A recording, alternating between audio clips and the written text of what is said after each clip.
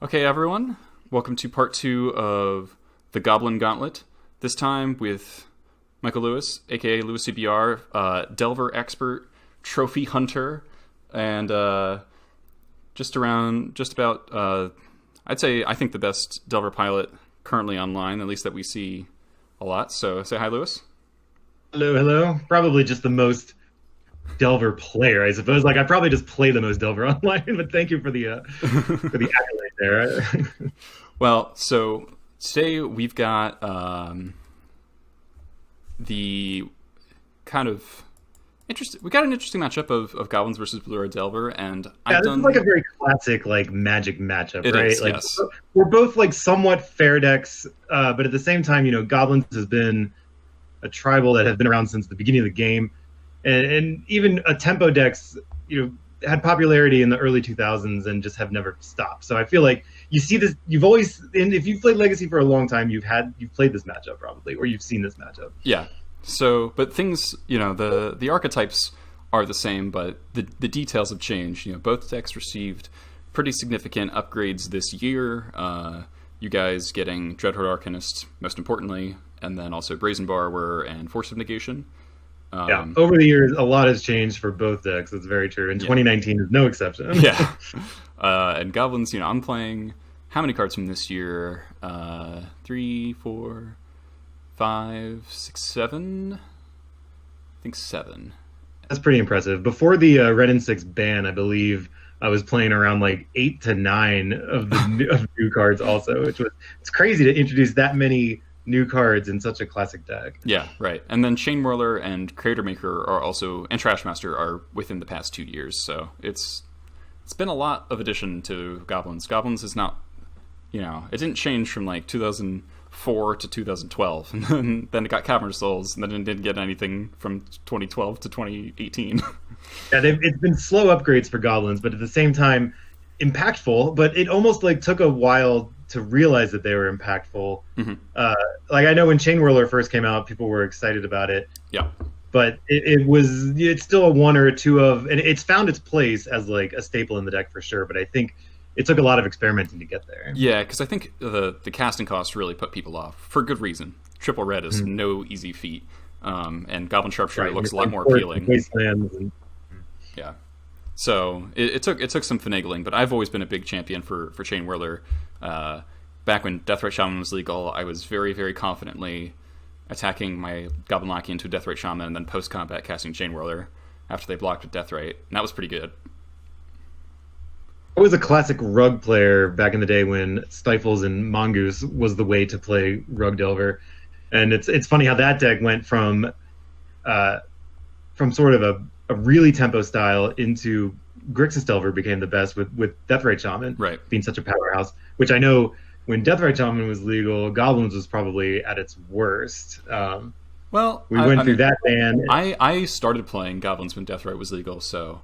Okay. You kind of jumped in right at the fiercest part. Yeah. So in a way, everything, you kind of developed a sense of like, this is just how it is, and you're going to play 4 Tarfires or 3 Tarfires in the main deck Pyrokinesis, or 2 main deck Pyrokinesis, and you're just going to like, fight the way you fight. Right. So, but yes, it was... And then, of course, this year... Sorry? With Ren and 6, I felt like it's another very Goblin killer card. Like, I think when Ren 6 was legal, was that even scarier than Deathrite Shaman? Oh yeah, I would face Grixis Delver with Deathrite and Probe, like way more freely. I would be way more happy to face that matchup than Ren Rug. Well, now you don't have to worry about either of them. And today I'm packing just a blue-red Delver deck, which I find to be the most consistent for me. I do like playing basics, or at least at this point in Legacy, I enjoy playing basics. I guess I never realized how oppressive like Wasteland was, even against Delver. Right. So that's a good segue into the first question from Olaf Forkbeard, which is why not Grixis Delver or any other splash? And I think I know your answer, but yeah, and I've talked about it before, and we may have between the two of us in the chat, but. If I don't have a way to protect my lands, then I'm happier playing basics. Like blue red right now is much stabler mana base because I don't have a Deathrite Shaman and I don't have a Ren and 6 to buy back my lands or to give me some sort of like value from my lands that may get wastelanded. Right. I have tried Grixis Delver, the new Grixis Delver, and while the splash is powerful for cards like Thoughtseize and Plague Engineer, I felt like I was getting wastelanded out of a lot of games, and I wanted to play Magic instead of like just losing 30% of my matches to wasteland from either Death and Taxes. I mean, think about the wasteland decks that are out there with lands, other Delver decks, Death and Taxes, and even Goblins. I felt like I was running into one of those matchups at least once a league. Right. So that would be like 20% of my matchups would be a wasteland deck, if not more. And Delver Mirrors. It's really stressful to get your colors. Yeah. Especially However, I do think missing Plague Engineer is probably. I think that's probably the biggest reason to play Grixis. Yeah, unfortunately, for me. There's not a ton of combo online right now, so like while Thoughtseize and Dreadhorde Arcanist is a great combo against combo, if I'm not seeing those matchups, then I don't even think Thoughtseize is that great against other fair decks. Right, because of Veil of Summer and just other reasons, I guess. Yeah, just with most fair decks are playing things like Ponder and Brainstorm. Right. So if you're Thoughtseizing something out of their hand that's not a combo piece, they're probably just going to find something that's equivalently as good. Right, and the number of decks that are not cantrip decks and not chalice decks is like relatively small. So I don't think Thoughtseize is in the greatest spot, but I know that the Grixis shells with 3 Thoughtseizes have been doing well online. Right, so of course. If you like that style, it's definitely still a great deck. I just, for me personally, I've been doing better with blue-red, and the mana base has been the main reason for sure. Okay.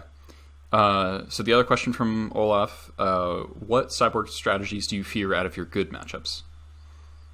Let me try to break down that question a little bit. Yeah. Sideboard strategies. Yeah, let's think of an example here. But Delver has a good matchup against Sneak and Show. So then, what would I fear out of Sneak and Show? I feel like you, from what you've said before, I know you don't actually think Sneak and Show is that good a matchup. Yeah, I guess that's true. I went with the traditional. Yeah, right. For Delver, accepted but wisdom. I honestly think that blue-red Sneak and Show is pretty good against Delver. I don't know. Help me out with this question. Let's. Are you struggling to think of a good matchup? Well, I'm just trying to see what he's asking. I'm not even sure. So I guess what kind of pivots in game plan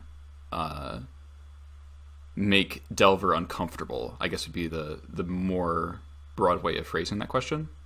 Okay. Delver is pretty prone to either someone ramping their own mana or preventing you from ramping or from using yours. So I do fear cards granted I'm playing basics in this blue-red Delver deck, but cards like Back to Basics or Blood Moon that can really shut you down out of nowhere, right. Can be problematic. And then also cards like what's that one green Carpet of Flowers. Yeah, cards like Carpet of Flowers. That's the green Aether Vial that can't be shattered. Right, it's like a green Soul Ring for the most part. I mean, It just gets out of control. When you are having cards in my deck like Daze and Spell Pierce, and then one Carpet of Flowers just basically nullifies all of those counter spells, it can definitely be a problem then too. So I feel like Delver is fast for some of the snow control decks that that aren't banned. I think the Miracles matchup is tough, but if you're playing a 4-color snow control deck that's black based, I feel pretty good about that matchup. But then all of a sudden they bring in a Carpet of Flowers, or they hit you with a Blood Moon or something because they're playing Astrolabes. Right. And Basics. I have been Back to Basics to buy a 5-color deck before. And then it's just a whammy out of nowhere. Yeah. So all right. So now I understand this question, because also I think that things like 12 Post is pretty good for Delver, but all of a sudden they'll just slam an ensnaring bridge on you, and it can just lock you out of the game completely. Right. So I think there's a lot of hard lock cards that Delver can answer, because now you have Brazen Borrower and stuff like a Braid. Yeah. But it's still it's difficult to find that when push comes to shove sometimes, right? Yeah. Gotcha. Nice. So I guess getting a little more specific. From Kiwanamo, we've got, what are your strategies for dealing with goblins? I think looking at the broader context, or like the broader purpose of the question is like, what kind of play patterns can we see to try to get a leg up? And I'm sure we'll kind of discover that as we play, but like just from the outset, what are your thoughts there? Yeah, if I know that I'm up against goblins, I'm going to try to protect my mana, and I'm going to try to stop Aether Vial.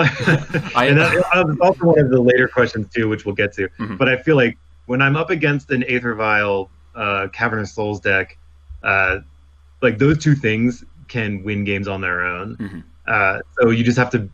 I'm immediately aware of like the cards that I know are gonna beat me. Like obviously Goblin Ringleader and Matron are very good cards, but you can play around those. But when it's an instant speed Matron, then that's when you know you're in trouble. Yeah, I used to feel like before Brazen Borrower was printed, my Blue-Red Delver match in terms of game ones, I was just like, I have to stick an Aether Vial and I'll win. Like eventually.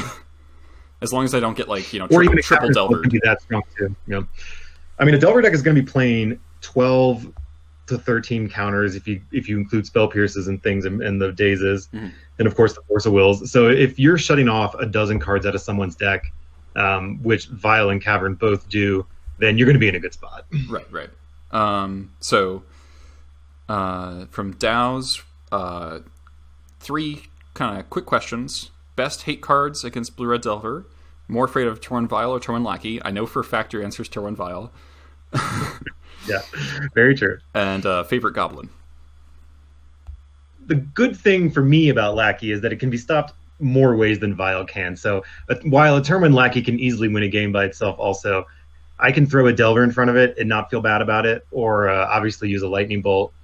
That's kind of all of my turn 1 answers. But if I'm on the play, then it's throwing totally like an Arcanist in front of it, or a Pyromancer or something like that, that's going to be way harder for you to get through. Yeah. So I mean, you have more answers to Lackey, so I'm a little more worried of a Vial. My favorite Goblin, I like the one, and I know damage isn't on the stack anymore, but you guys still play it sometimes too. It's the guy that just pings for 1 damage. Mod Fanatic? It can make a lot of decisions awkward. Yeah, oh my god! That is so great because. You were someone else asked the question. Another question should be best Goblin printed to date and why. Also, tell him he's wrong if he says anything but Mog Fanatic, because damage on the stack was a busted time in MTG history. Yeah, so I was playing back when that was a thing, and I just remember, and like even nowadays, like they're just dealing 1 damage out of nowhere, like we've seen with Ren and 6 to any target is pretty powerful. Like you can do a lot of strange things with it, or put people in awkward situations. Because I feel like a lot of people are used to play patterns in Legacy. Like you can sit down and you know your opponent's going to do this. Like once you know what deck they're on, you can almost play the game out in your head. But then you throw something like a Fanatic out there, and your math is just off that you're used to. Yeah. And you have to and change it on the fly is not easy for a lot of people, and that includes myself too. I adore Mog Fanatic. I don't know if you know this, but I think about a year ago, I wrote a whole article called An Ode to Mog Fanatic, where I talked about all the reasons I love this card and why I think it's really good. Because it was a bit of a different format. Things have changed so that Fanatic has gotten worse. Mostly Plague Engineer is like the main factor there. But a matchup where he really shines is this one. Mm-hmm. Because, I was arguing in the context of a Mog Fanatic versus Tarfire, and I hate Tarfire. And I mean, most shocks I am not on board for, so I would agree with you there. Right. So, like, Mog Fanatic, people say, like, oh, it doesn't kill Flip Delver, but it's, like, this very useful, frequently uncounterable tool. Like, when you Tarfire something, you are giving them a target for that Spell Pierce that's been rotting in their hand all game, or that Force Negation or whatever. Mog Fanatic comes in off of Cavern or Vial, and it just sits on board. Or the situation I always come up with was like, if I'm on the draw against Death and Taxes, and they go turn 1 Vial, so it's basically the situation of they have a Vial on 1, and it's going, it's on my turn. I'm like, with a Tarfire, you have to basically either mana. Yeah, you have to non-efficiently use your mana if they don't have the Mother Runes, because you have to hold up the Tarfire. Because if they untap with Mom, the Tarfire is dead card. So, but if you just have the Mog Fanatic, you can just play out the Mog Fanatic, and then you're good if they have it or they don't have it. Yeah. Like Mog Fanatic may not kill a flip Delver, but it may prevent your opponent from ever playing a Delver. So sometimes there could be 2 Delvers stranded in their hand, and they don't want. I mean, granted, you could play both out and just have one get demolished, but people don't want to do that. They'll like. I've had people lightning bolt Mog Fanatic or something, and like those are precious turns. So yeah, no, I like the preemptive, like proactiveness of Mog Fanatic for sure. Yeah, and also he's so good against like Hogak and Dredge because he pops Bridge from below before killing anything. Yeah. No, when I play with Eldrazi, I love the fact that I can just play like Endless 1 on 0. Or Ballista on 0. That's what we really found. Or on 1 and then still kill it at your own leisure whenever you want to. Right. I mean, Ballista on 1 and Mog Fanatic are the same card, right? And I'm a big Ballista fan, so I guess we're on the same page. Tell that guy that I'm a Mog Fanatic fan. That's awesome. A fanatic, you might say. There you go. I didn't want to make that joke, but there you go. Oh! Mog Fanatic is Mog Fantastic. Unfortunately, in my list right now, I haven't been running him. I've been playing a main deck Bone Crusher Giant because I've wanted an extra answer to Plague Engineer, and just a bit more beef. But man, every day I'm like, man, I should put Mog Fanatic back in my deck. But I have been impressed by Bone Crusher out of other decks also. So I think Bone Crusher is a pretty good card. He is, yeah. Okay.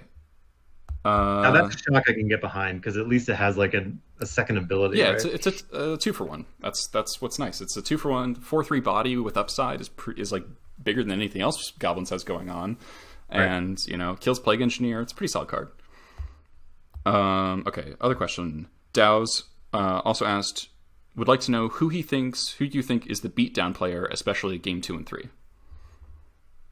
I think Delver needs to control the board. At least I feel like that's the role I take to begin with until maybe you have that hand or something that you just know can tempo them out. I feel like it's very dependent. Like we're both aggro decks, or at least that's not even true. Like with Goblins, like Delver is more of an aggro deck than Goblins is. It for is, sure. Yeah.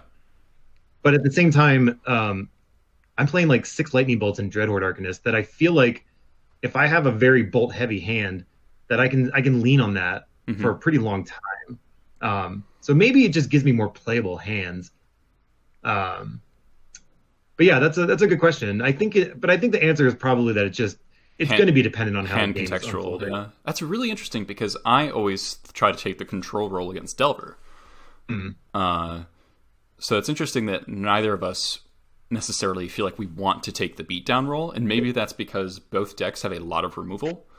Or like the reluctant beatdowners. Yeah, because like Delver only has so many threats, so it's almost a lot of its matchups are protect the queen kind of games where you're just putting 1 or 2 threats and then you're just trying to kill everything you possibly can. Right. And is that aggressive if you're killing everything but also attacking? It's like you never want to, but you can overcommit against Goblins, which is nice, but I feel like you get outmatched after a while, and I think that's the problem. Yeah, you don't want to go. You don't want to go to turn 10. Yeah, and even with Pyromancer, it's even tough to go wide against them.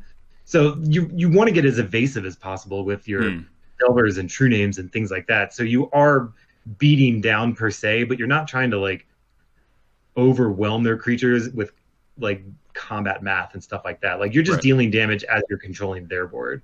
Right. Okay, that's interesting.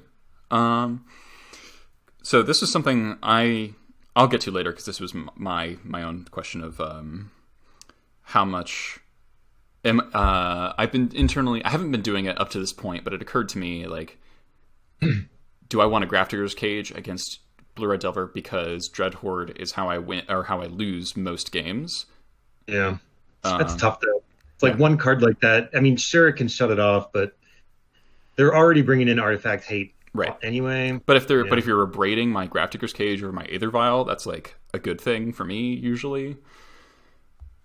I've never been a huge fan of that plan. Like I've thought, like even in decks that didn't have Dreadhorde Arcanist, that played Cage. Like just think of a deck that plays its own cages.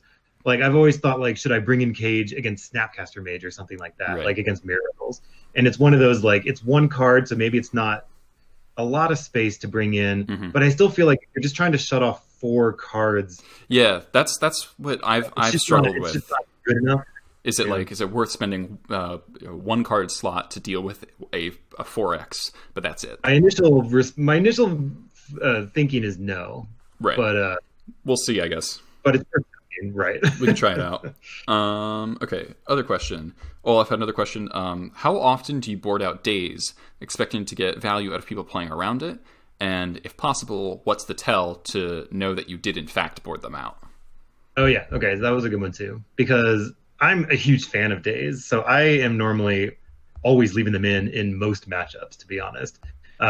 Maybe on the draw, I'll shave a days against certain decks. And I guess we'll kind of see how sideboarding goes against goblins. But I feel like I leave in all the dazes. Because even if you're on the draw and you are forced to daze the turn 2, like the guy who makes a dude or something. War Marshal? War Marshal. Like you still may need to make that play. Yeah. Sure, then your opponent's going to have like 3 lands and you'll be on 0 by the next turn. But Delver can operate off of 1 or 2 lands anyway. So setting yourself back isn't normally that big of a deal. So I think how much does that equation change if you know that I'm playing 4 Rishadan Ports? It still doesn't change, I don't think, because I still feel like you have way too many powerful cards where I'm going to be tapping out. So I think I'm going to need my dazes. And even though I know that you're playing Caverns and Vials, it's like your game plan is to control the Caverns and Vials, so dazes are now live. Yeah. And if your dazes aren't live, I mean, you're going to lose anyway because your dazes aren't going to work and your forces aren't going to work if you have a Cavern that's just going out of control. But you have to you just have to assume that you're going to stop that stuff. So then I feel like Daze and Force is good against the rest of the deck. So I don't even think there's going to be much of a tell that people are boarding them out, because I don't think people should be boarding them out. Yeah, I think the old kind of mindset of you board out your forces and maybe some dazes against fair decks, on the draw or whatever. That paradigm has kind of disappeared as Legacy has gotten more powerful. Yeah, as individual cards are getting better and better, I feel like I'm leaving a lot of those in, because it's just if you can stop that 1 key card, because you just don't want to lose the 1 key card too. So it's and also, I mean, I think you guys have Arcanist to recover card advantage, which you didn't have before, so that's a big deal. True. So if you're pitching a lot of cards to force, you're hopefully getting those back by just regrowing Ponders and things like that. Mm-hmm. So I feel like that's how, in Death and Taxes and Goblins, I think I approach the same way, which is hopefully I can stop the Vials, and you guys have even more Caverns, but hopefully you can stop the Vials and the Caverns, and then you need your forces and dazes to win after that. Right. I agree there for sure. Somebody wanted me to challenge the Undead Dwarf, who called the Mog Fanatic shot earlier, wanted me to challenge you to a Goblin game. Do you know what Goblin game does? I don't. I don't know if it's on Moto. It's from Plane Shift, I think. It's an actual card. It's an actual card called a Goblin game. It's a 5 red sorcery. Okay. Each player hides at least 1 item, then all players reveal them simultaneously. Each player loses life equal to the number of items they revealed. The player who revealed the fewest items then loses half their life rounded up. If 2 or more players are tied for fewest, each loses half their life rounded up. What do they mean by items? It literally says hides at least 1 item. but then if you reveal the fewest items, you're losing. Yeah. You lose half your life if 2 or more players are tied. Is this from Unglued or something? No, it's a black bordered magic card from Plane Shift. Is it Legacy legal? Yes, it is. So on Moto, it has you choose a number, because you obviously can't hide anything. But it still has the hide. So it's just a random, it's 50% chance you're going to lose half your life. Well, on Moto. People can just, you can choose any number you want, so. Oh, you choose a number. It asks you to choose one on. Yeah. That's the highest. It's a Goblin game, dude. I would be reading this card to figure out what the hell is going on. Yeah. Does it give you 1 through 10? I don't know. I've never cast it. I think I've to cast that card. I know. I got to put it in a deck and just. It's hard to get to 5 red. Yeah, it really is, but that's pretty hilarious. Oh, it's not 5 total. It's 5 red or red. Yeah, Oh my yeah. God. Yeah, This 7 card mana is so sorcery. it's the worst card in Magic. It's pretty bad. It's How have I never heard of this one? All right, so yeah, yeah. so Goblin the game is Dwarven great. All right, I understand, but we can't really play the Goblin game. No, we can't. All right, you win. I win. All right. I think. Oh, one more question from Skinny. Is your deck quite comfortable pivoting from a burn to a creature approach? Arcanist seems to tie the two together, and they asked about boarding in Relic, but I'm just like, definitely don't board in Relic of Progenitus. I don't think that's good. Yeah, that's another one of those where it's just not a graveyard deck. Like, yes, Dreadhorde feeds off the graveyard, so it feels. I just feel like there's got to be other ways to beat it. Yeah. Than bringing in graveyard hate. Like, you just need to bring in more kill spells. Yeah. Like, at least they're more generic that it can hit Delvers, it can hit Pyromancer, Right. and hit Arcanist. Right. Or bring in Blue Blast, or I don't know. Yeah, Splash. Yeah, Splash Blue for Blue Blast. I just think the graveyard hate is not the way to go. So, like, when I see Death and Taxes players play a Rest in Peace or something, I'm always let it resolve. That's fine by me. Yeah. I'm just gonna like brainstorm these Arcanists away and get like other threats instead. And I think with Goblins, it's particularly like not great to do that, because even if the Arcanists aren't flashing anything back, they're not doing anything, a 1/3 on board you still kind of have to deal with, because it's hard to attack into a 1/3 with 1/1s and 2/2s. Yeah, that's a good point. Like, the fact that it kills your 1/1s and bricks 2/2s, like, that's just a side effect of that card being pretty awesome. Yeah, I think Arcanist is like super busted. You know, it's funny, and it's funny that this question came out because when I first saw Arcanist, it was from a burn deck, or it was from Blue Red Delver, but it was the burn oriented one. Yeah, like the Swift Spear and creatures and stuff like that. Yeah. Yeah. So I thought to myself, like, wow, like the Prowess deck got a new fun toy. Mm-hmm. But then as people started playing with it, it's like, wow, you could put this card in anything. It's such a value card. Just flashing back Ponders and Brainstorms is good enough. So Yep. like, I would say that, like, can I pivot from a burn deck to a creature deck? I think this is a creature deck, and it just sometimes burns you out. Like, Yeah. it's burning is the plan B, but it's definitely happened before. Yeah. There was a game. Oh my gosh, there was a game last night where I was playing against a well-known Storm player online, and it's like I was able to like bolt, flashback, bolt, attack with 2 Delvers. It just was like 16 damage out of nowhere, and you could tell that he was setting up the kill for the following turn. And it is just like, no, I'm going to do 16 damage to you and you're dead, because just Arcanist flashing back bolts was just that heavy.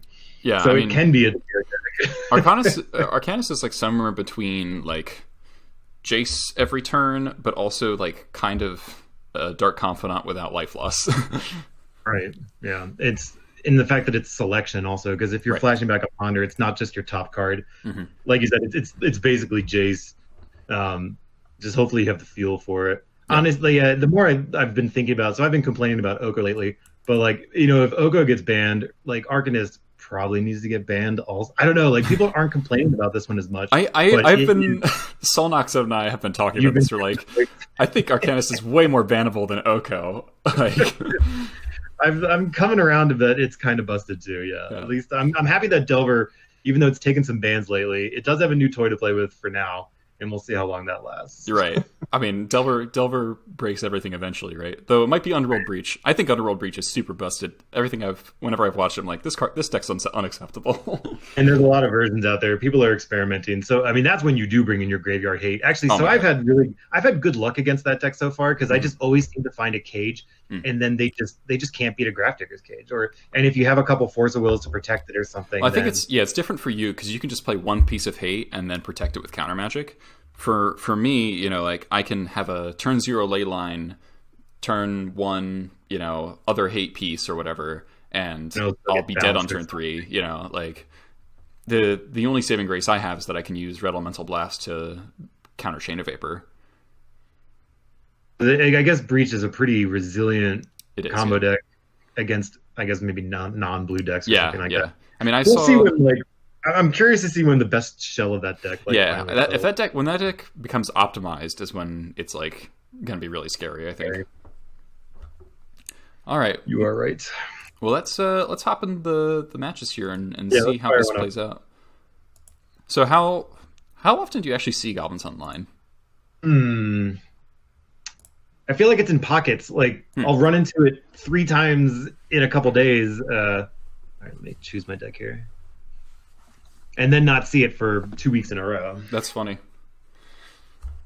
Maybe the last time I saw it was, I've been playing pretty heavily since it's a new season. I've been playing a couple leagues a day, and I think I saw Goblins a couple days ago. All right. I think I'm gonna be mulliganing. My hand is like that kind of classic trap hand in my perspective. Like, it's kind of clunky. Like, I've got 3 lands, 4 spells, but I've got 2 3-drops, a 4-drop, and a munitions expert. And the expert isn't like, I could maybe kill a Delver on my turn too. But I do have a Cavern as well, so that does insulate me from days on the expert. But if you're playing an Arcanist on turn 2, then I'm like pretty stuck. So I think this is a mulligan. Also, just being on the draw, I'm looking for. I mean, knowing that you're Goblins, being on the draw. Let's say for game 1s, let's try to assume that we're in the blind. Yeah, my hand was a mulligan regardless of matchup, I think. In the fact that it has cantrips and a couple lands and even some removal, so like it's everything you need. It just mine doesn't have a threat, but I'm okay with that. Okay. When I have a couple ponders and stuff to look for it. So my hand's mana is like kind of dicey, but I've got my 1-drop, I've got my lackey.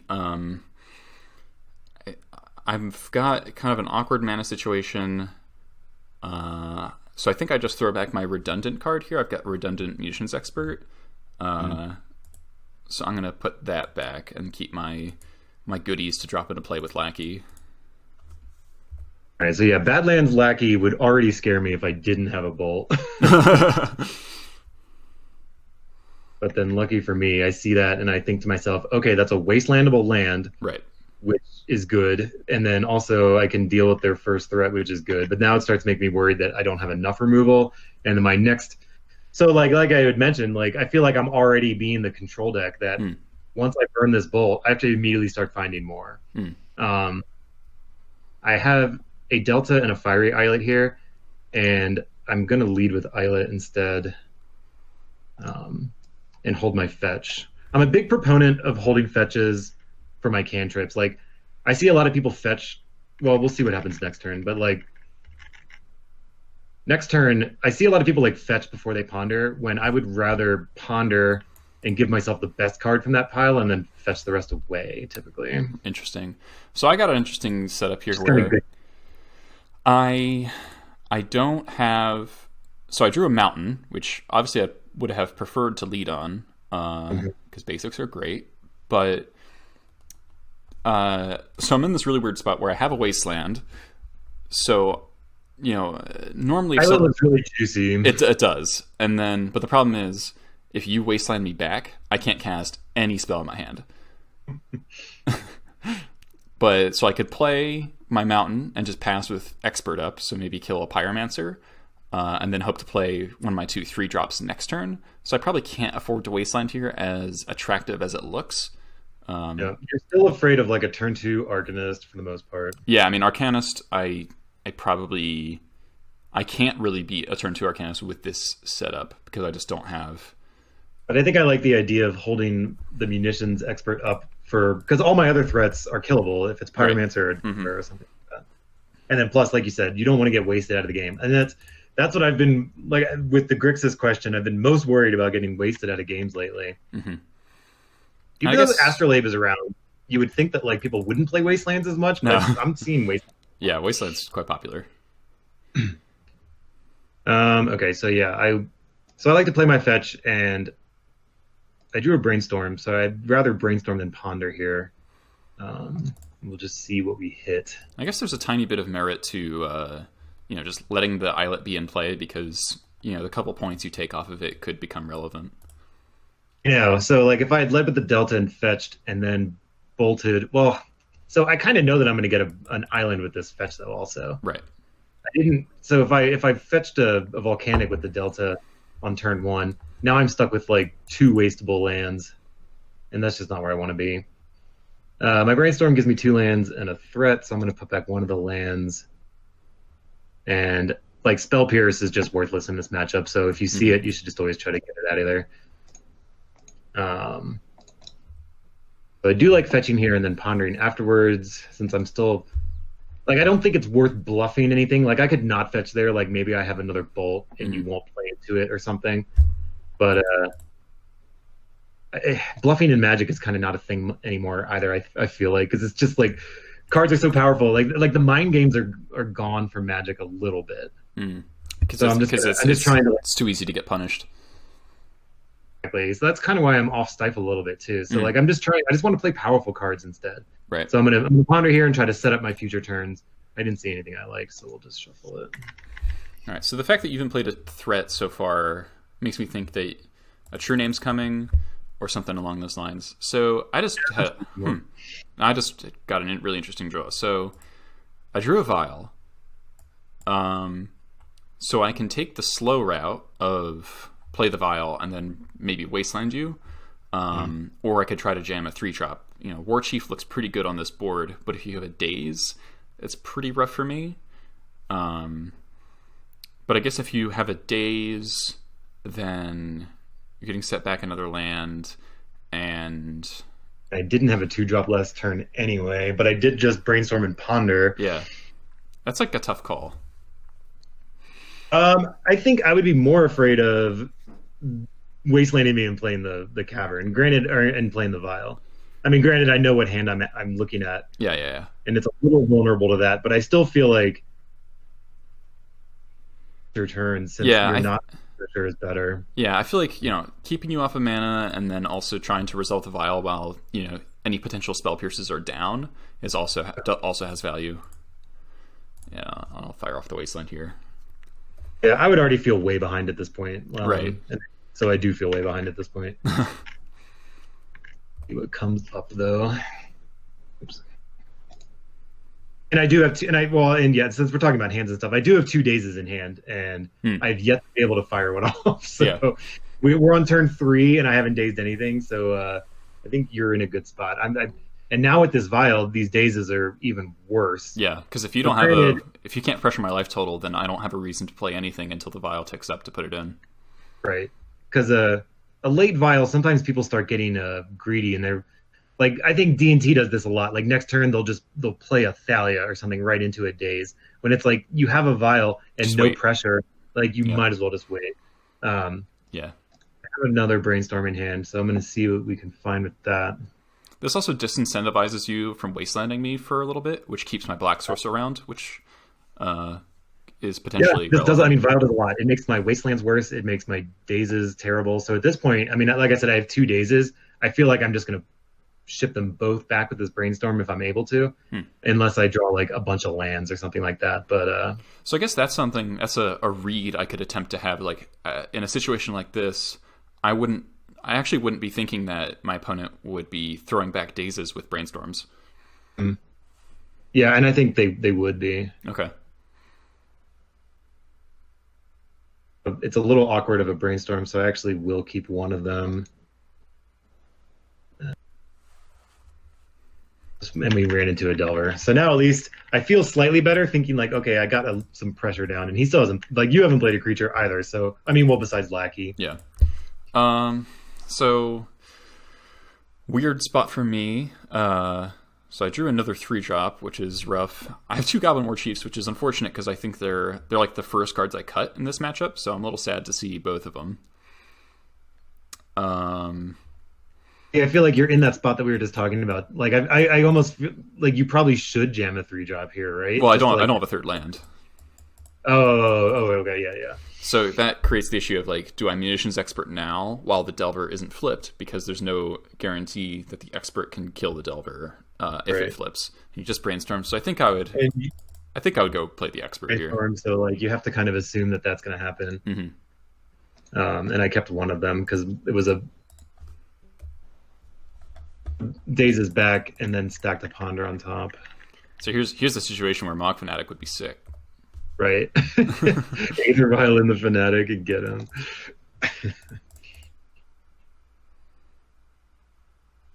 That was good for me. Like that exchange, and suddenly like another Delver is making it. Oh yeah. Maybe that Vial was a little too late. Yeah, because if the Vial was on 2, it'd be pretty different. Right. Yeah. I'm just drawing the heavier side of the deck here. So here's the days that I put on top, but I'm gonna shuffle it away because now that your vial is on 2 and you have 2 lands, I feel like there's not much I'm gonna be wanting to daze. So I normally at this spot I would like reveal it and then shuffle. Mm-hmm. Especially although there was a thought to keep that card though too. There's a thought to keep it because it's a free counterspell. Right. And I know this turn that I am going to be just jamming True Name. So like anything that's free would have been good for me. Mm-hmm. But now I feel like I probably can't lose. So it suddenly went from like I didn't have any threats in hand to that second Brainstorm hit me like 2 Delvers, and then I drew into like True Name or something, and it's like, it can turn around that quickly. Okay, so I finally drew something. So the Cavern's pretty good. If you have a Lightning Bolt, I'm dead. I can't really do anything about this. So the question, I can just try to run almost my entire hand out. Oh, really? Yeah. Because I can do War Chief, and Pashalik for 1. Obviously can't attack. Yeah, and this is kind of what we were talking about earlier too, about Delver having such evasive threats. Like, right. I'm just able to deal damage even through a board that like is pretty good on your side. Yeah. So at this point, I have a Ringleader in my hand, so I'm really just hoping that I live for a turn, and then I can... Yeah, so I didn't draw a Bolt, but I do have a Ponder, so I can look for one. And yeah. You find the Bolt? Yeah, we get lucky, of course, because I mean, there's like 5 in the deck still, right. So I guess I don't know if that's good chances or... Yeah. All right, I'm dead. So the Ringleader would reveal... So I draw a Lackey. The Ringleader would reveal Lackey... Or the Ringleader would reveal Ringleader. I can cast a Ringleader for 2 mana. I'd flip a bunch of lands. So probably... Yeah, so just imagine if that game was a turn 1 Vial instead of a turn 1 Lackey. Yeah. Then like all of your spells would have been 2 turns before. Mm-hmm. And I would have been that you would have had that board like well before I like was able to crawl back in. And the Expert would have killed the first Delver. Mm-hmm. All right. Yeah, exactly. So my sideboard plan, I've been pretty confident on that I don't want Cage because I have 6 good cards to board in. I've got 2 Pyrokinesis, a 2nd Chain Whirler, a Chalice of the Void, and 2 red Elemental Blasts. Yeah, Chalice is kind of spicy. And then I've been cutting the Trash Master, because that's kind of obvious. The 2 War Chiefs, because I found they're really bad when Dreadhoard's on board, because you can't attack with it, and then they just flash back their Bolt for free and kill your 3-mana creature for, like, with value. It's just, like, such an atrocious trade on tempo that all I want to do is basically stick cheap 1/1s, and then that's, like, my whole goal. It's a legitimate plan. But I do have to make 3 more cuts. And that's been kind of tough for me to decide, actually. I want to keep... I like all my 2-drops. I like the Crater Makers. I like the Mogwai Marshals. I like the Experts. I like the 2 Pile Drivers to help race if I have to. Pro Blue is relevant. I've been siding out a couple of Lackeys because...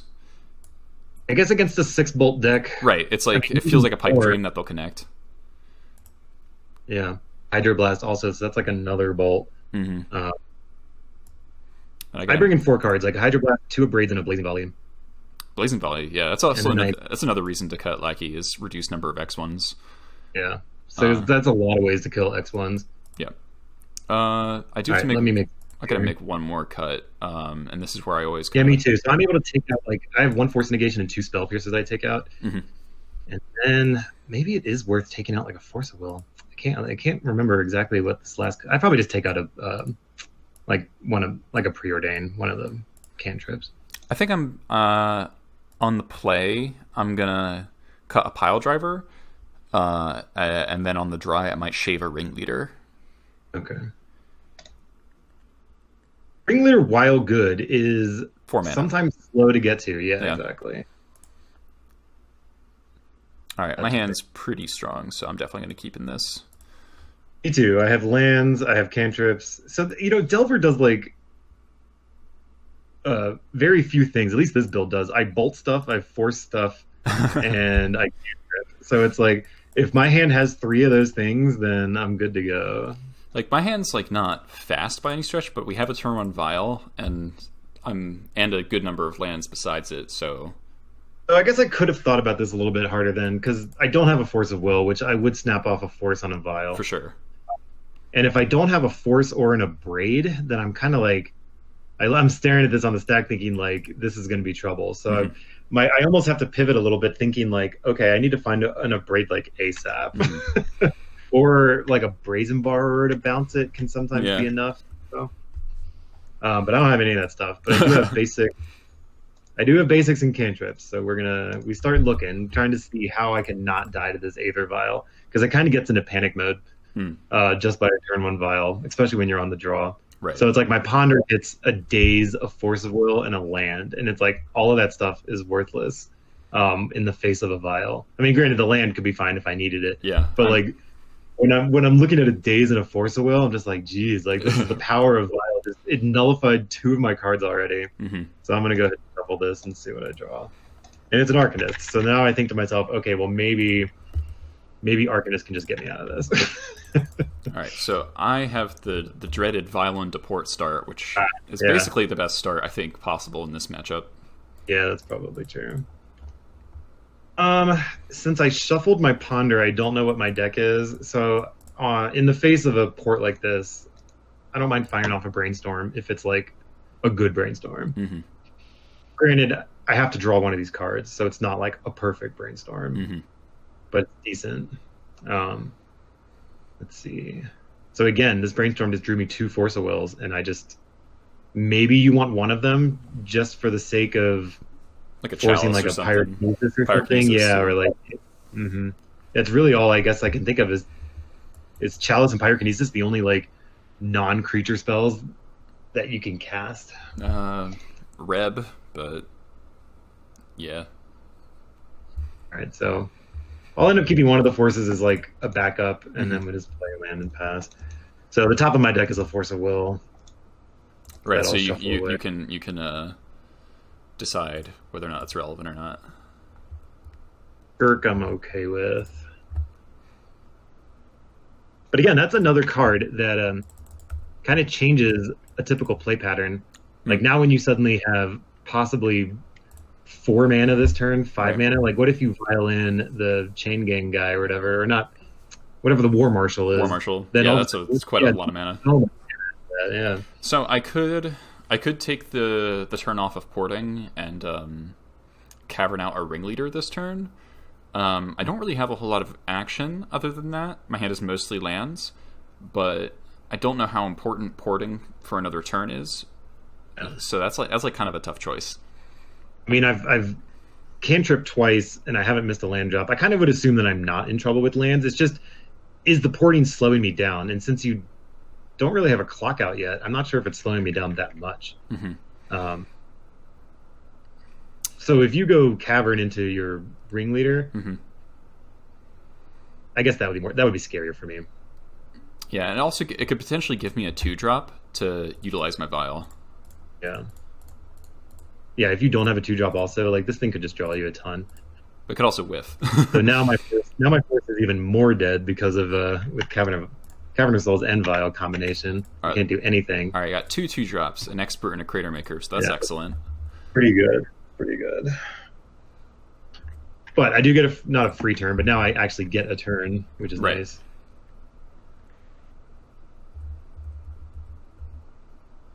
So you don't want that Force of Will. Yeah, so we're going to shuffle in the upkeep here. Now I just have to figure out what is going to be better. Oh, that's a pretty good draw, too. So I do have a choice between a Pyromancer, a Brazen Borrower, and an Arcanist. And I do have another land, too. So I have 3 mana, so it's like I could play Pyromancer and like bolt something, and that makes a token. but borrowing the vial would be nice to slow you down. But now since you have Cavern, that is probably out of the question, because I can't counter anything. Right. So I feel like, and I know that it would probably die. This is one where you kind of like hold your nuts and see what happens. You just kind of and be like, if I get to untap with this, maybe we can do some damage. But I don't like plan to untap with this.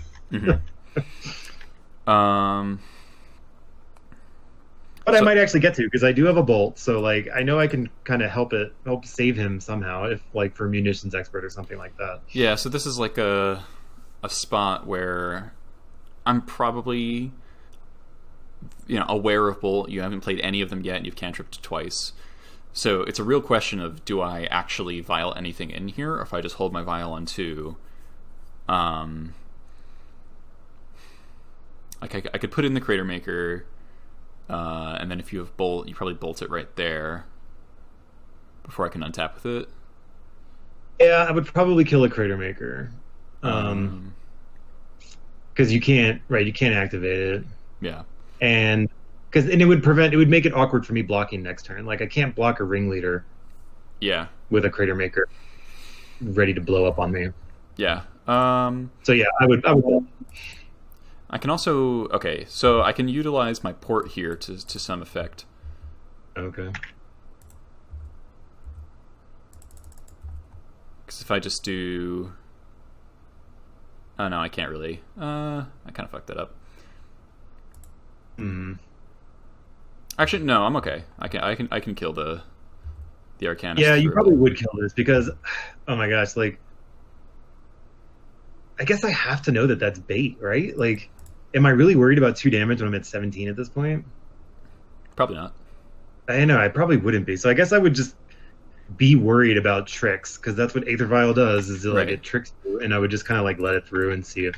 Well, I have the Expert and the Crater Maker in my hand from the... Oh, that's true too. Yeah. No, you're right. Because, no, it's not just us talking. Like, that actually reveals... Yeah. So here I... Yeah. Vial in the Crater Maker, and then probably tap like this. Yeah, so that's not even Force of Willable for me either. Yeah. So all of this is playing around Daze and Force, which I do have rotting in my hand. So since I'm kind of playing as if you do have Bolt, I'll use the Crater Maker rather than play the Expert to keep the Crater Maker around, I think.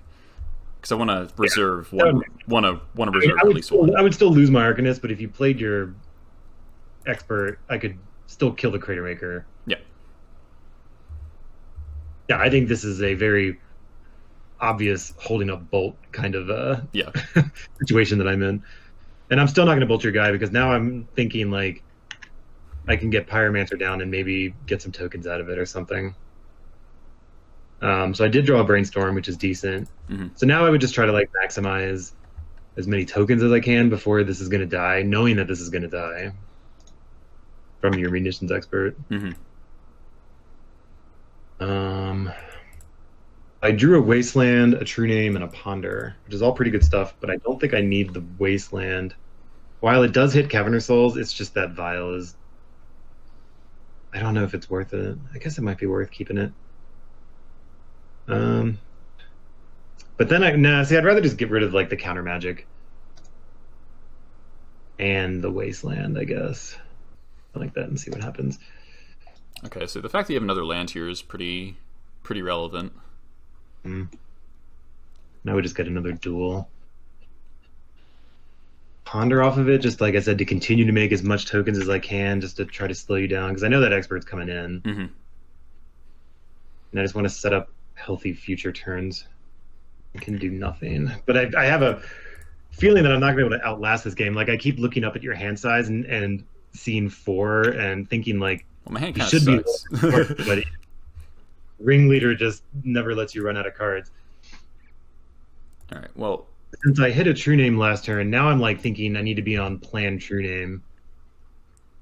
So definitely doing that. with me. Yep. I could play out another creature, but I don't think I want to because I think I just want to double port this turn. Yeah. There's a question of, do I want to trade Ringleader for 2 Pyromancer tokens? Having 2 Chamberlers in the deck makes me not want to, and also like a Pashlik Mons is pretty reasonable. So I don't think trading Void State. It would probably a free 2 damage. I would probably just take this damage anyway. Really?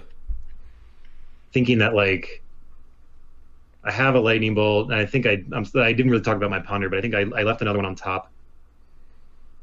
So I'm not like too worried about like racing. I don't know. So I was assuming that I was going to be able to get True Name down next turn, but with the double port now, I'm not going to, I guess. Right. I guess it is kind of fine to attack here because, clear board state means that the expert can start attacking the following turn. Right.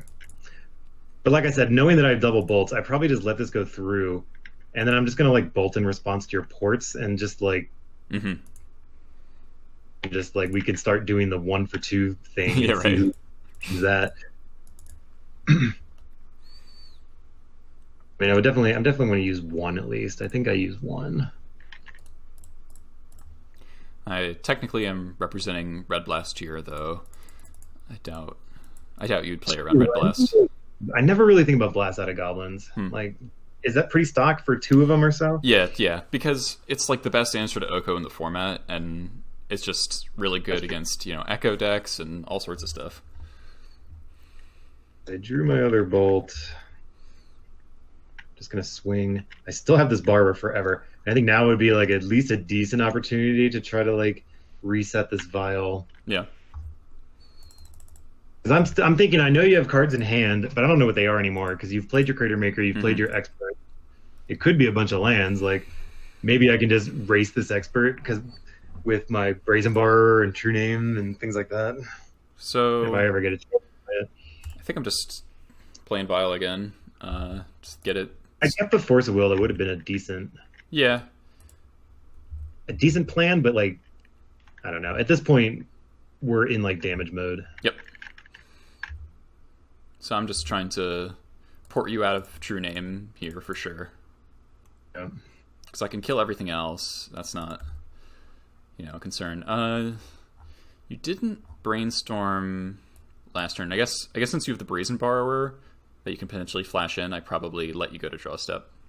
Right, and I think that's what I end up doing is just cool. Flashing in that guy. I'll just port there. And then you get the free land out of that, yeah. Oh, that's right. I did have that on top also. A little dicey with this this damage race we've got going on. It's all right. Goblins doesn't play bolts, which is nice. I do have Sling Gang as reach, though. Oh, that's true. Oh. Goblins is a lot more reach than it used to. So it's interesting. So I have 1, 2, 3, 4, 5, 6 mana. Once I play my land, a little bit, but Wasteland's good. Yeah, so I could continue to. I want to play one of my creatures here. It's kind of a question of which one. So I can double port plus a 3-drop. So I can play Crater Maker and hold up activation, or just Expert and Wasteland. If I'm trying to, both are pretty good. Sorry, what'd you say? Yeah, just that both of those are pretty good. Yeah. If I'm specifically trying to keep you off of True Name for as long as possible, then the Expert makes the most sense. Yeah. I think you just use everything. I think you're able to Wasteland, Expert, double port. Yeah.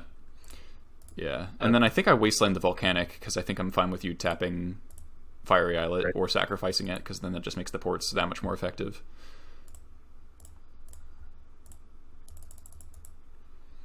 And I'll do it right now to play around like double bolt.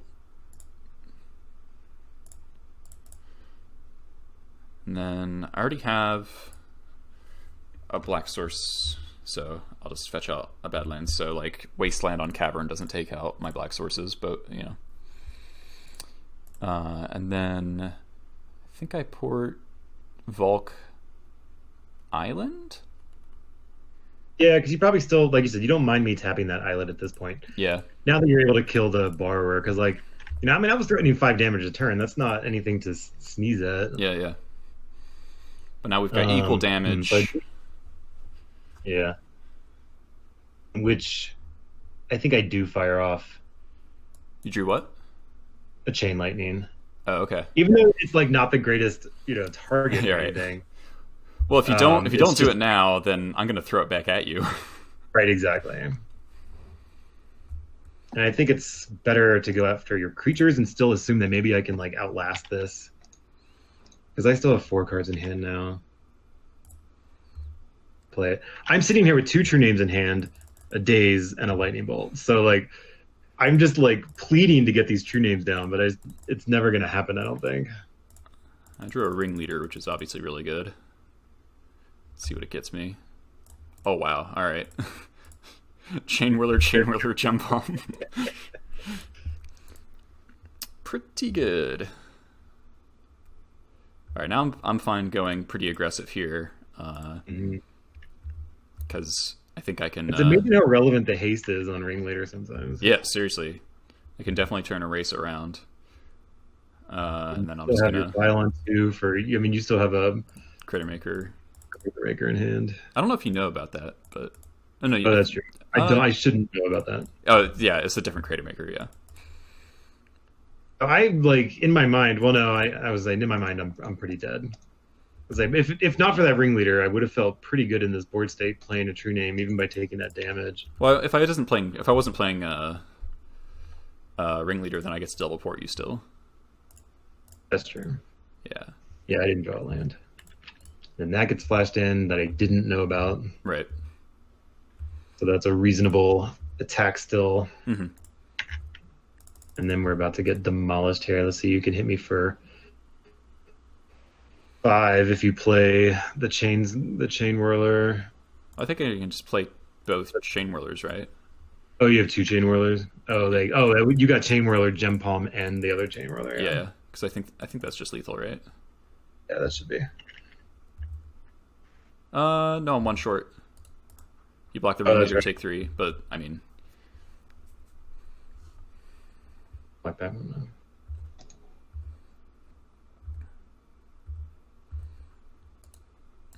So now I'm just I guess if you tap the islet, you die. So. All right, so that's the game where Vial did take over. Yeah, and the mana denial allowed really complemented the Vial. It's I think one of the worst openers I can see is when your first land is port into Vial, and then it's just like, oh no. Well, that might signal that I don't have a red source though. And sometimes that is the case, and then if you're able to like force the Vial and wasteland their port, like they're sitting there doing nothing. Yep. But even still, it's scary. Mm-hmm. So I guess, I mean, given how the game played no reason to play. Sorry? Patterns though, like there's no reason to play port and Vial if you have a mountain. Like you might as well just play the port second. Yeah, I always lead on basic if I can. It's just I don't change anything being on the play, I don't think. I'm pretty happy I drew 2 Ringleaders there. Pile Driver would have been significantly worse. So I think I'm fine going with the sideboard plan of just cutting 2 War Chiefs, 2 Lackeys, and a Pile Driver. Like, Pile Driver is nice, but it's not... Again, I think since I believe I'm the control here, I'm not trying to beat you down like super fast, and Pile Driver, just dies to bolts and stuff. Ringleader is only going to get you in trouble when if you don't have a Vial or a Cavern. Yeah. Otherwise, I think you'll get to your 4 mana probably. Yeah, and also I'm 24 lands, and also Ringleader helps recoup the spell loss if I have to Pyrokinesis something. I got the basic mountain only hand. Oh, the classic. Yeah. And it's close, but it's not close enough, so we'll just mull that one. I got a strange one, because this is I tend to be pretty liberal with the hands I can keep with a Pyrokinesis in them versus Delver, because it just buys you so much time to draw out. Yeah. But the mana situation's a little dicey. You know, I've got 2 lands, an Expert, and then just like pure gas, just like Matron Ringleader. So the Pyrokinesis, not having a 1-drop at all, I feel like on the draw might be pretty slow. But the Pyrokinesis can catch you back up, though. Yeah, and I can like maybe Expert like a Pyromancer, and then that's true. You do have, I guess, still removal, but it's like turn 2. Yeah, turn 2. I normally like try to mulligan into more land heavy hands against Delver, but I don't know. Let's keep this in. Let's see how it plays out, because I'm not really sure.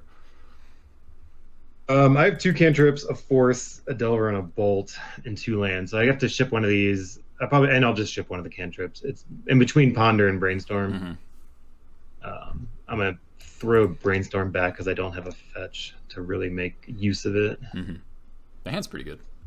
Yeah, so it is pretty good. And like, I normally don't like to keep Forces when I'm going down to 6, but since I'm so afraid of Aether Vial, I will kind of have to. So it's like, so it's like I lead on Delver, and then if I have to force a Vial here, I'm down to 2 cards, and I don't feel good about that. But it's like one of those things you just have to do. All right, I drew another basic, so that's pretty helpful.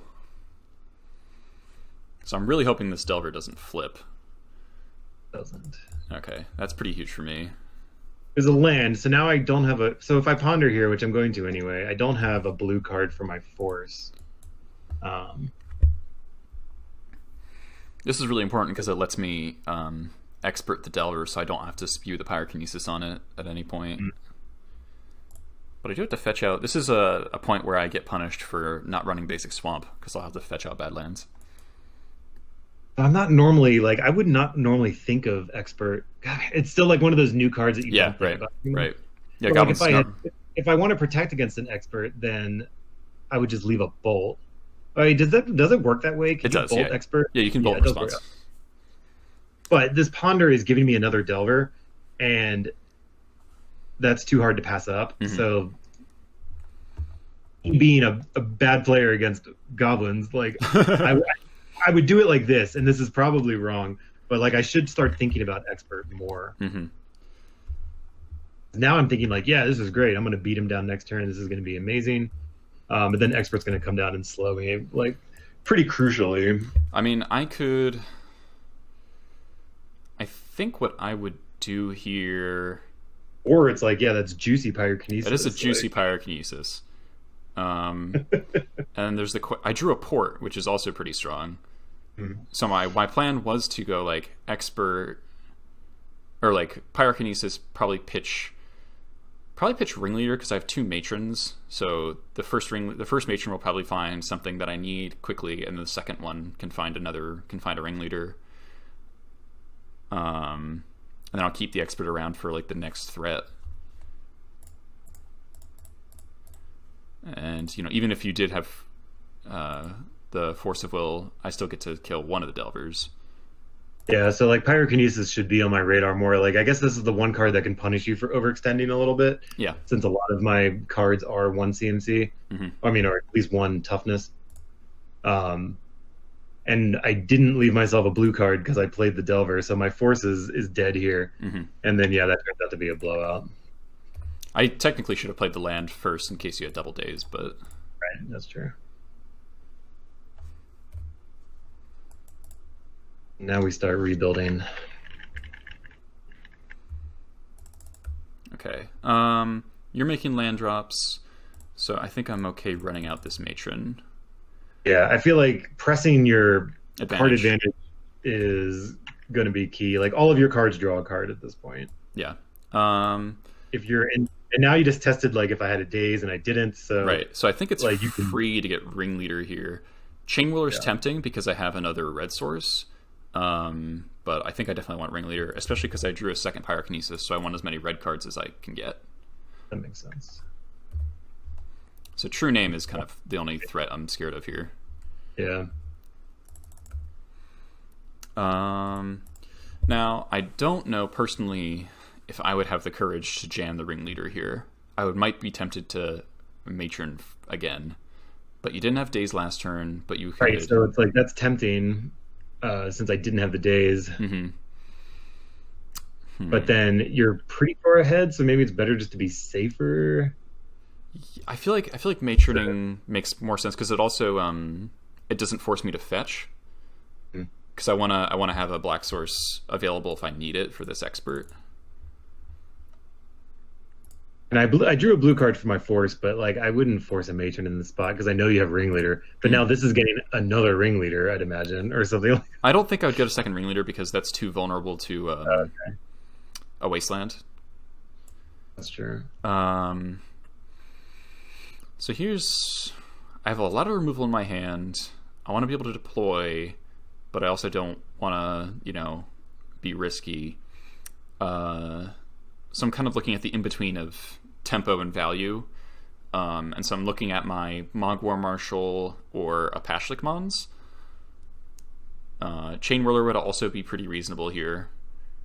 Chain Whirler is scary because it prevents me from stabilizing with Pyromancer, I guess, as an out or something, but it doesn't stop True Name. Yeah. I could also just get Pile Driver, because I can do Pile Driver plus Port next turn. But I can also just get Lackey and then cheat the ringleader into play that way. And I can play the Lackey this turn. I guess you have to assume I have some removal, though, since I haven't played anything. Right. I kind of like... Honestly, I kind of like playing War Marshal, or getting War Marshal here. It's soft to like a Blazing Volley. But I do have a ringleader in my hand, so I can probably recover from that. Because getting just throwing X1s on the board is really helpful. So my Jump Palms and almost conceded by accident. Yeah, that's fine. Yeah, this is a nothing for you. Like these are my Hail Marys. Like, since with those two Delvers getting blown out, it's like, well, I have a couple bolts in hand and a 3 damage flyer. Like, maybe I can get back into this.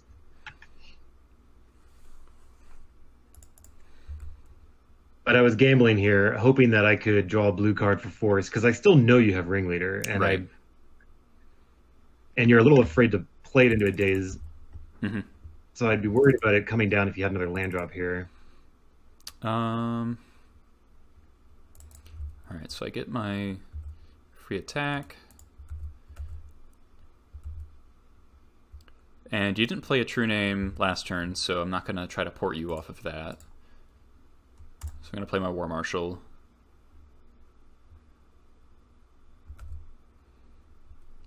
And then see what happens with the end step and all. I'm almost certainly going to Jump Palm and Incinerate the Brazen Borrower. Yeah. Oh, you have Gem Palm too. Jeez. I mean, all right, but not knowing any of that stuff, I'm tempted to Fire Islet here, but I'm still thinking that True Name would be a good draw. Although I just fucked up. I meant to get Badlands, but admit it's not going to matter probably. It probably won't matter. It'll matter if I draw Sling Gang and I can't cast it.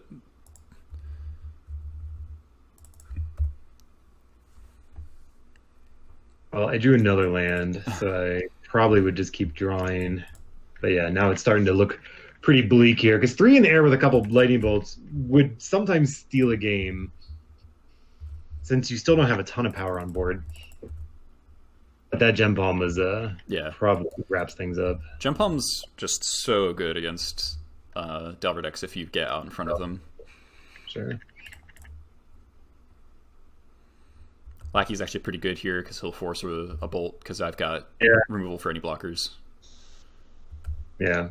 These other guys are not, but now I'm still taking 4 damage a turn anyway. And then getting ported doesn't help matter as much. Would you not wasteland me here? Because I guess I would. Keeps me off of ringleader. Alright, well. This card's pretty good.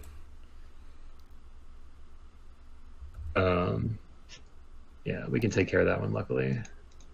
During our talking, or at least when I didn't draw a blue card, I did draw an Abrade at least. Okay. Which I guess I would typically do at end step or something else. Yeah, I mean, Now we're finishing up this match here. So the team of 1/1s. Two forces and I'm just hoping for like running true names or something. I actually do.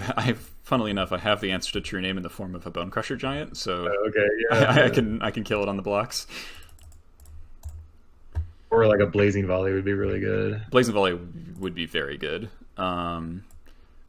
So I think I'm going to get Pashlik here to insulate against that a bit.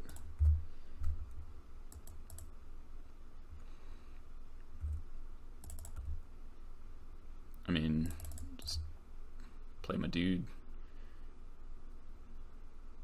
Trying to survive. Just survive. Yeah, when you're bolting Goblin Matrons, it's... Oh man, that cannot feel good. And I can't crack my Scalding Tarn. Ooh. A little too late for Arcanist. And my hand is like Ringleader, Kinesis, Expert, Bone Crusher, Vial. Right. Your hand is like never went away, you just always had cards. Yeah.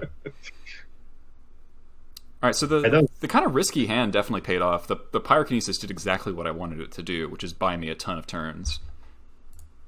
Yeah, absolutely. I actually, even on a mold of 6, getting double Delver down, and I was going to have double Bolt. Like, I thought, like, he's just going to be dead in a few turns. And and even if it's, like, an Expert slows you down a little bit, but I would still feel good about it. Yeah, Pyrokinesis is just straight blowout. And I guess I was tapped out, so... You're afraid of nothing besides a Force of Will, which then puts me down to like 2 cards. And then I still have the Expert to kill one of the Delvers, so it'd be one Delver and like 2 cards to like get it out of control. So just like exhausting my hand. Either way, that's a good spot for you to Pyrokinesis for sure. Yeah, so that's good to think about that Pyrokinesis. Like I was lucky that I drew the lands I needed. Not. I got up to 4, and then I got Wastelanded down to 3. So I did have 2 4-drops stuck on my hand at the end of the game, but I had actually just managed to generate enough of the board. Like getting the Mogwar Marshal there rather than Redundant Ringleader definitely paid off because those Mogwar Marshal tokens put in some serious damage. Yeah, absolutely. All right, let's run it back. Yeah, sure. It is kind of sick that Bone Crusher gives me an out to true name once it's resolved. Oh, I would have to block, and then with like, I just Bone Crusher your face. Yeah, you have to have a target for it, though, right? It's any target. I can throw it at your face. Its damage can't be prevented this turn. Okay. Yeah, no, that is pretty good. And it's corner case, but it's going to come up, and maybe it already has to you a couple times. I don't think I've done it against True Name yet. You can do it against Mom if you like target you can let like a Mom trigger. Or activation resolve, and then target something else, and then get kind of a free kill. That's nice. Yeah, no, I feel like it's a versatile enough card that. Yeah. Very often, like more so than I kind of like it in place of Fanatic, I guess. That's what I'm trying to say. Yeah, unless you want to run both somehow. That's the only thing I can think of. I mean, if I were to cut something to fit in the Fanatic, I'm not sure what it would be. Maybe the 3rd Munitions Expert or a Mog War Marshal would be, but War Marshal's just so insane with like Sling Gang, so I don't want to go below 2. This is a mulligan, I think. This is one of those like trap hands, I think, because it's 2 3-drops, 5 lands, but it is kind of tempting because I do have a Cavern, a Wasteland, a Port, and a Basic, so my mana is like hand is perfect. And you had mentioned that you do like to keep land-heavy hands. I mean, great. All right, so we're assuming we're in the blind here again. So I just don't think... I don't know if you would trust your deck that much or something. I don't know. Like, I would have to... I just really... ever since like the London Mulligan, I've been mulligan significantly more aggressively, because Goblin's mulligans really well, because it has the card advantage engine. But it also, like, if you keep hands like this, you sometimes just die before you get to do anything, because I'm going, like, land go, then turn to port you, hope that does something, and then play my 3-drop that's really just a 1/1 that's getting something else. So like it's just really slow. Against like if I knew it was like Miracles, this would be like a snap keep. Right. But just with the mulligan being so strong, it makes sense that you might as well, I think. Yeah. And this hand's significantly better. I don't have a red source. I have an island, a wasteland as my only land. But this is where the strength of blue-red Delver comes in, because I don't mind just keeping an island-only hand. Right. Because I do have a ponder, so I kind of assume between a draw and a ponder, you'll find another one. I'm going to hit a red source, yeah. But this would be very dicey if it was a Grixis Delver hand. Like, you just play your one land, get wasted, and then you just lose. Yeah. Right. Yeah. And this does have double Force of Will also, so this is definitely a keep. We'll just see where it goes. All right. I got to throw back a card. Pretty decent spells here. I think kind of by default, I throw back redundant copies. So I've got 2 Crater Makers, so I'll just put back one of them. And I've got a Happy Mountain Vial. So yeah, I will force this, and now I just need to figure out do I just want to pitch the other force, or I can't pitch my cantrip because I assume it's going to hit me a land of some kind. I do have Brazen Bar as a choice also. I think I just pitch Brazen Bar, and I'll save the other force for something scary also. A second vial. Yeah, second vial, yeah. I'm going to fire Ponder now. I do hit a land, which is great. So everything's happy, and we just keep passing. All right. This hand got significantly worse when the Aether Vial died.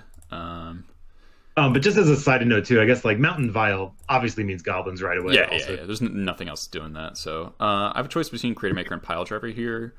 I guess Brazen Bar. I would guess Delver. I think I play Crater Maker before Pile Driver because it does a damage faster. With no other follow up, and then it potentially can kill a Delver or something.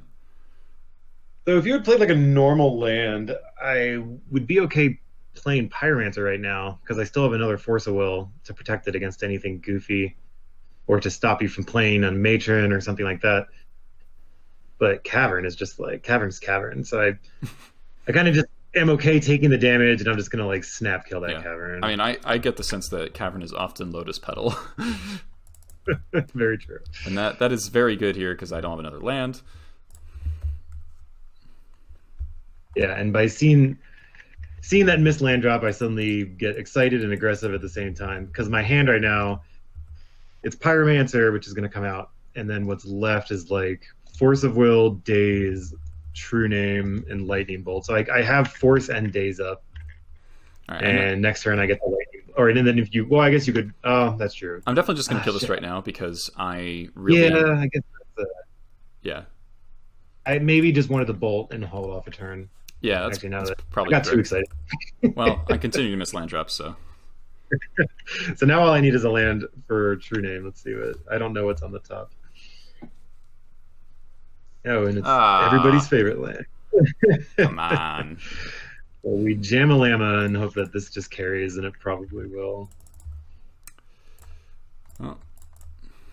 Turn late. So now I'm just kind of like countering anything and everything. I'll probably cash in this Islet. Well, I don't think I have to quite yet. I drew another force from my force, so I still have force up, which is fine. So I'm just really hoping to draw another Cavern. I'm gonna cycle Jump Home here, try to hit a land drop. All right. Yeah, it's starting. That's a little scary. I don't want to be off red, but I know that you need your mana also. Right. Yeah, I would need to draw like Lackey, and then I double waste you, and then create a staring contest, I guess. In fact, I actually probably just. So I drew a basic mountain. So I'm happy just cashing that in, and it drew me into a wasteland. Jeez. And I probably just try to keep you low as possible. I don't think I wait for a Cavern. I think I just try to keep you low. But now you're drawing it. Yeah, Matron's kind of scary.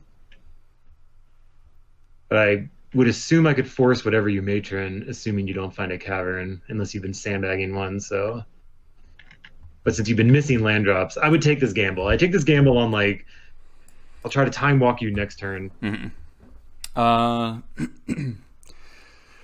making you tap out for whatever you're trying to get. My hand. But I guess you're getting like something cheap, I guess, too. Yeah. So I know I need to race this True Name. So I think it's in between like a lackey, a war chief, or a pile driver. So I'm taking 3. I should probably take the lackey here. It also potentially lets me double spell next turn if I draw a land. Do a ponder. It's getting scarier and scarier for you. I found a Delver, and it's going to flip to a Spell Pierce I left on top. Jeez. And I get to leave up Lightning Bolt. So I have Lightning Bolt and Force of Wills here. So I feel like I'm still completely in the driver's seat, and I'm just getting aggressive. My mana's awkward here. Cycling the Jump Home really cost me, because if I could go, Lackey, Jump Home, the Delver, that'd be really good. At the time, it made sense, though. You needed lands. Yeah. So I think... so I could try to expert the Delver, but I think I have to get my Lackey into play, and then I can just play a pile driver that I drew. Yeah, I feel like I just exhaust everything. I feel like knowing that you're dead in like 2 turns, and this might bite me, but I don't think it will. So like, yeah, I'm okay forcing this and bolting your Lackey, and then just playing off the top. This Pierce is going to be... If I do draw a land, I think I can win this because I have a Sling Gang in hand. Oh, really? So maybe I get overly aggressive, but I kind of know that, like, even if this Delver dies, like, True Name kills you in 2 turns, and maybe I draw a Ponder into another Bolt or something. All right, so you flipped off Spell Pierce. So I guess I have to decide am I playing Sling Gang or Munitions Expert or Expert plus Port.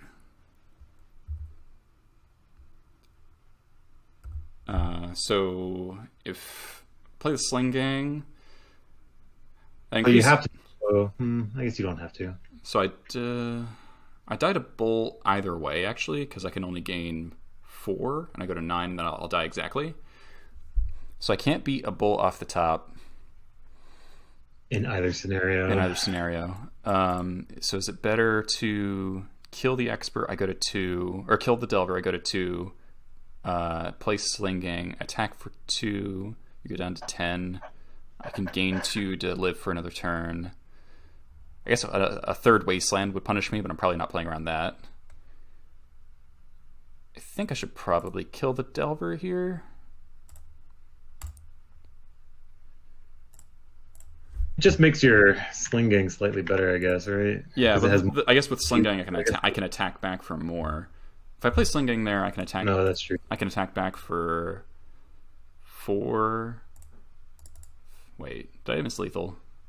Was it lethal last turn? If I played Sling Gang, and I attack for 4 down to 8, and sack everything, like that's drain for 1, 2, 3, 4, 5. I'd be a little bit short. But that still probably would have. I mean, either way, I think it looks really close. I drew a land, so we're not really threatening here. Like Sling Gang might actually put this game away, like you said. Yeah, it's really good when you need to stabilize. It's really good. I'm losing True Name races a lot recently. Between like Oko and stuff like that. All right. Well, I guess I just Wasteland use to prevent like cantrip, or cantrip, rather. I still have to attack and just make you sack a dude. I'd sack 2, yeah. But draining, not just gaining life, is pretty sick here. Right. You're real close. I'm not helping myself out here. Yeah, drawing some lands. Definitely good for me. So I attack for 3.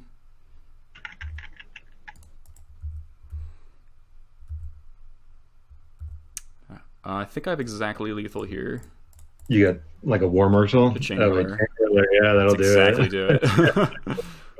Man, I really thought that like there's not many spots that lose where I thought I was at. So if you had not forced the pile driver, he still would have been huge swinging back. And yeah, it's true. Yeah, you can't block it.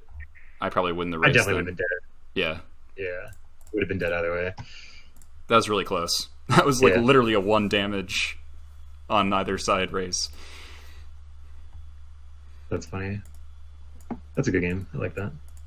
All right, so I think... All right, so let's see. I bring in my Braids, my Hydroblast, and my Volley. And I get rid of my Force Negation, my 2 Pierces, and just like a Preordain. I like this setup. I do like this setup. I think this is fine. Yeah, and I think my Forces were kind of dead last match, but I still feel like they weren't dead this game. Yeah, they if the Vial had stuck, then that game is totally way easier for me. Right. It's almost like Forces just on Vial protection for as much as you can be. It really is, yeah. And also like Pyrokinesis, that's a 2 for 2. Yeah, that's true. If I was able to force that Pyrokinesis in that other match, it would have been really good for me too. And I do expect my Delver opponents to leave in all their counter magic, so that's part of why I like Reb. Because if you can Reb a Force of Will, that's just like such a blowout. Yeah, that's a good point. Okay, this one, I have 2 Wastelands and a Scalding Tarn as my only land, so it's going to be a little iffy on how I develop my mana. I'm going to keep it. I'm going to keep mine. It's very similar in that it's not as slow as the last hand, but similar. It has more stable mana, but it's got the Pyrokinesis to bail me out if I get trying to run me over. I just lead with Tarn and C because I'm still not sure when I'm going to fetch. I don't have a cantrip, so if I draw a cantrip next turn, I can just get an island and go. All right. Well, I'm really skilled at Top Deck Aether Vial, so. All right, yeah, I can't answer that right now. I mean, I think there's a conversation there to play it around Days or not. I think no. Yeah, I think you're okay just doing it. That's one of those cards, and I think that's like, and I keep bringing up D&T because I see that matchup more often. Sure. Where I feel like they have so many cards that they can just jam into Days that, like, because you pretty much have to Days a Mom or a Vial or even a Thalia, and they just don't care because like that kind of their land tempo. Since you're playing with ports and wastelands, you can just that's the other thing here is ports and wastelands that you can. Yeah. Well, the land denial is a real strategy for you. It is, and like a big reason to play the Vial there is the fact that I have a port. So like I really want to be able to port you. If I wait a turn to play the Vial, I can't port. Right. I drew another Tarn, so I can just go ahead and get both my basics. There's Dreadhorde. Throw Arcanist. And this Vial is scary, but Arcanist can hopefully do some things. Okay. So I could Pyrokinesis the Arcanist right now. Yeah. I don't really want to. You don't have any food for it yet, and I can port. It's instant. Is it instant? Yeah, it's an instant.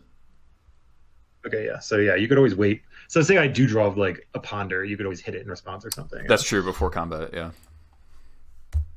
And I'll port blue here so you can't draw a Ponder. Yeah, so I don't care if you just bolt my face twice. Right. You probably won't because that loses to a Goblin early in the game anyway. Sorry, I talked to her a little bit. Yeah, I am in like the awkward Arcanist moment where I don't have anything, so I normally we'll just wasteland you, so that leaves me alone. Would you stuff?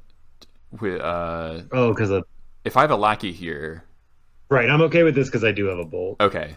So I would take the read there, kind of saying that's true. It's kind of telegraphing. Also, he has a lightning bolt. But it's not like I don't think you would not play your lackey even knowing I have for sure, right? For sure.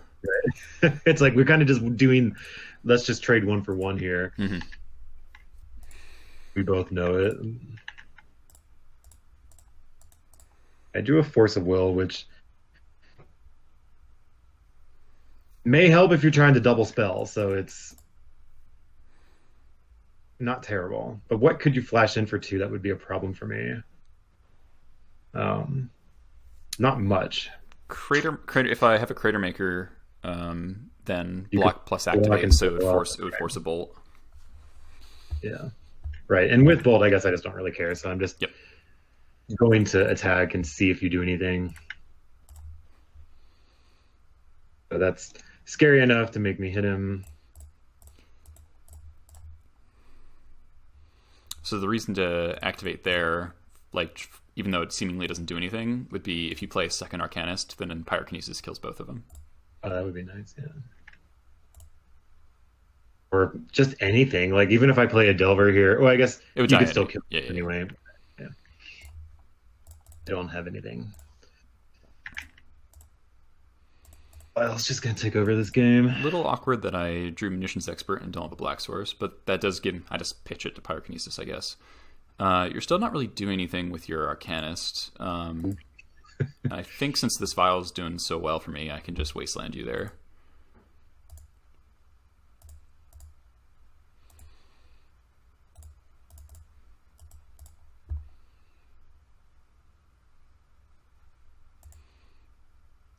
Interesting. Yeah, and now I wouldn't swing into knowing that you play Chain Whirlers and stuff too. Right. So that also kind of tells me. Sorry?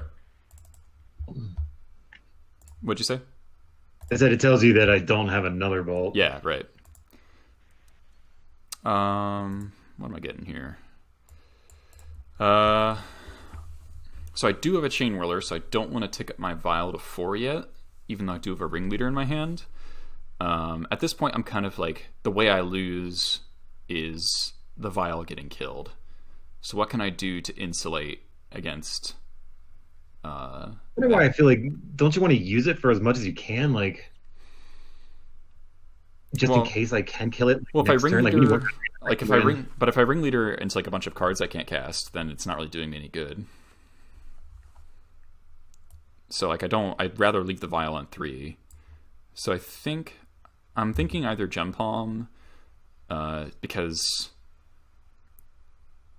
Chain Whirler plus Gem Palm can kill the Arcanist and potentially let me hit a land drop. That seems good to me. Pashlik Mons would also be pretty reasonable, but that's not all that is uncounterable. So it's like, yeah, you're still invalidating like my entire deck. All right, I drew Black Source, which is nice. So now I'm just chilling. I think I can actually just like attack here. Because I probably block, but I know that you have a Gem Palm, so like I guess I can't. Like yeah, I mean, but that still survives like Gem Palm, doesn't it? Like it's just one extra. But if I have a creature off of the vial and stuff, like I mean it's 1 damage, doesn't matter. Right. Well, I mean, last game it did. Did. So basically, I'm just trying to use my vial as efficiently as possible and like use all my 3s before I take up to 4. Mm-hmm.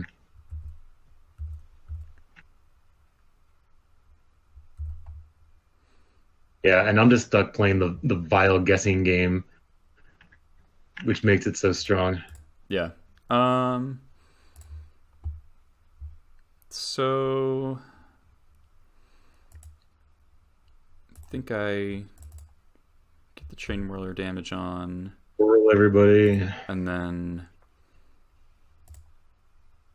I guess I cycle Jump Home here. If you have a bolt, I still have the Pyrokinesis if I really need to kill the Dreadhorde.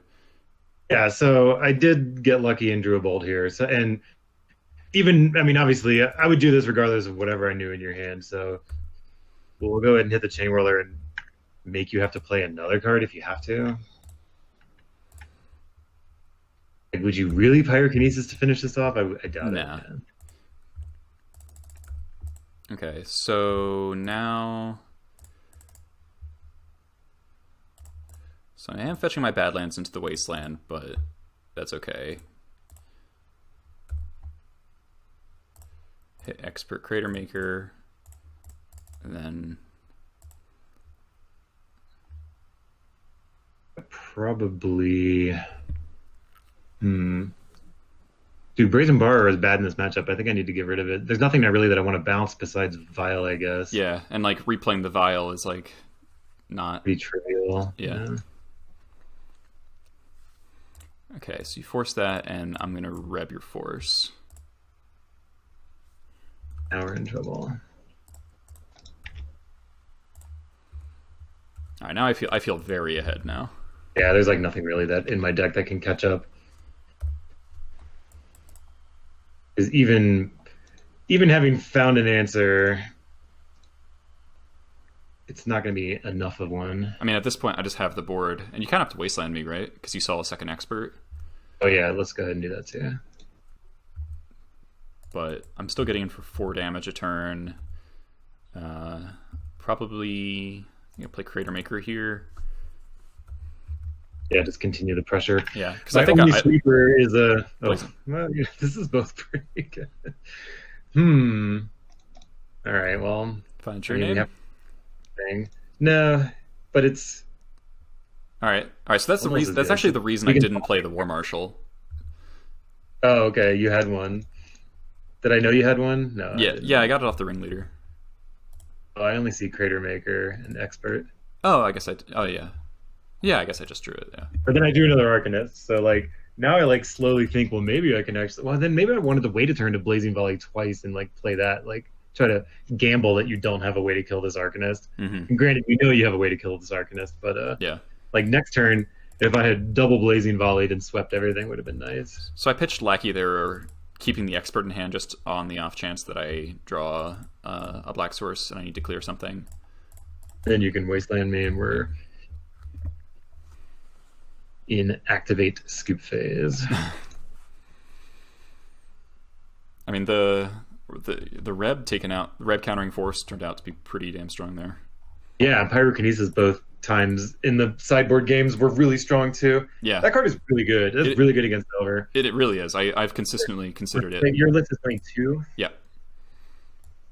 Yeah, I'm impressed by Pyrokinesis. Yeah, because Goblins. I mean, Goblins is like the only deck in the format that can really play it, because the other red decks either don't really want to pitch a card to kill a creature, or like can't afford the card disadvantage. But because Goblins has so many kind of redundant cards that you can just like get rid of if you can't cast, or you got a late game Lackey that you don't care about. It's just a free free value. Right, and if you're constantly fueling up with Ringleader, sometimes you just don't even have time in a game to cast all those cards, so at least you have an alternate use for it. Exactly. And like decks like Burn that play the red count, if Pyrokinesis could go face, then oh my god, it probably would have been banned like 20 years ago. I wonder if like the aggressive like prowess version of UR Delver could possibly play 1 or 2 of those. That'd be interesting. Maybe to try to clear the way or something. Yeah, I think the only other deck I've ever seen play Pyrokinesis was, I think I saw like Mono Red Painter play it at one point. Other cards in that matchup, I guess, that I was impressed by. Munitions Expert's a great addition to the deck. It really is. Again, like skimp on your Tarfires, but still have reasonable ways to kill creatures. Yeah, it's the fact that it kills an X1 from an empty board is like a huge deal when it comes to Delver, and it also compared to like this. Yeah, Gem Palm is often a turn slow if you don't have the War Marshal. I thought that card straight up replaced Gem Palm. No, but I guess I was wrong, considering that you were still playing 1 or 2 in your deck. Yeah, so I've really kind of settled on the 3 Munitions Experts, 2 Gem Palm Intimidator split, because Gem Palm's a little bit more powerful, and because it can target Planeswalkers as well. Oh, okay, yeah. Yeah, so it's like pretty solid, attack Oko for 3, Expert it for 3 is like pretty easy to do. And, it'll just snap off a Jace kill really easily. But it also, it's a little harder to cast.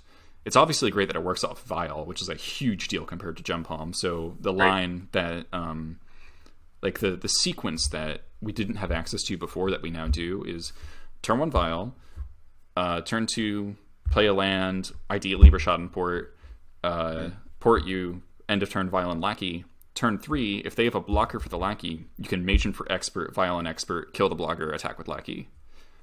Yeah, that's pretty strong. It's like just a really good, combo, just a flurry of blows.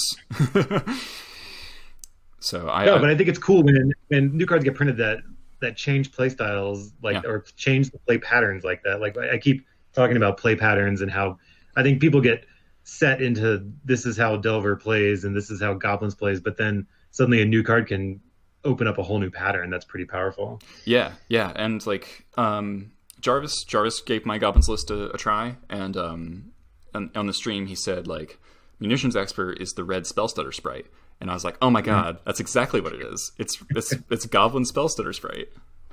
Yeah, he found a way to. It just totally like put everything put in perspective, and I was like, oh my god, no wonder I love this card. I love Spellstutter Sprite. It's like my favorite blue creature. Just give me X-ones with cool abilities. That's all I want. Oh, I guess Dreadhorde. While I'm playing 4 in this list, and it's a scary card against you, but we were able to control it both matches. Yeah, so like a lot of Goblins players have talked about getting run over by Dreadhorde, and I think avoiding that comes down to how you sequence things, and trying to on your radar as True Name can be raced. Obviously, we saw that one time, and Delver can be killed by almost anything.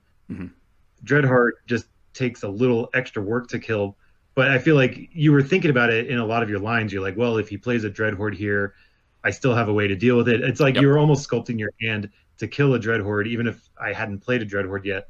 So maybe that's something that a lot of Goblins players should be doing also. I think that is exactly what I'm trying to do, is like imagining, what happens if he plays Dreadhorde next turn.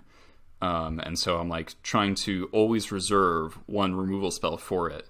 And so even though it might be more efficient for me to like, use my Expert on a Pyromancer or a Delver, Expert is the thing that has the easiest time killing Dreadhorde. So I might use a Crater Maker instead, even though it's less value because, I lose my 2/2. I don't get a 1/1 on board.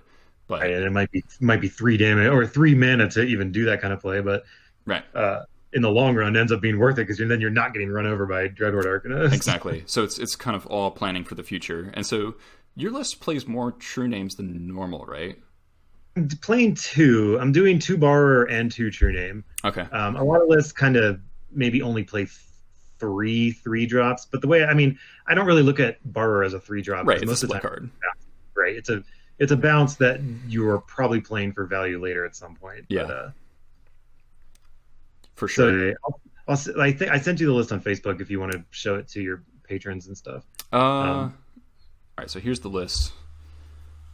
Okay, so you've got the Abrades, the Blazing Volley, the Hydroblast. Yeah, that's the 4 cards I think I can only bring in is the 2 Abrades, the Hydroblast, and then a Blazing Volley. Everything else is kind of for other matchups. Would you ever consider a Null Rod just for Vial? Yeah, and I do against Death and Taxes because they also have equipment. Right, but so then it's one of those, do I bring in 1 card for 4 cards? And I've tried it. I prefer not to. I used to play a Pithy Needle, and I would bring that in because then at least you could hit like Crater Maker or something also. Yeah, Pithy Needle got a lot. It got a lot worse against Goblins with the printing of Crater Maker because it's just like if you name anything but Crater Maker is going to kill it. So it's like before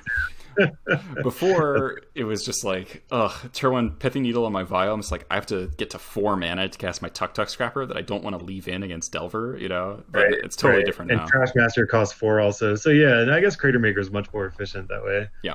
So yeah, maybe those kind of things just. I think you need to force a Vial, or you just need to abrade it off the table. Yep, I'd agree there. Anything else will be too temporary. It's just too temporary. Sorry, I missed you there. I said anything other than that is just too temporary. Yeah.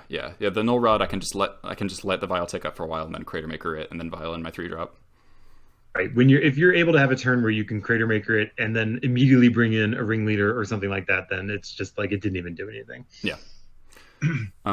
So your list looks fairly stocked.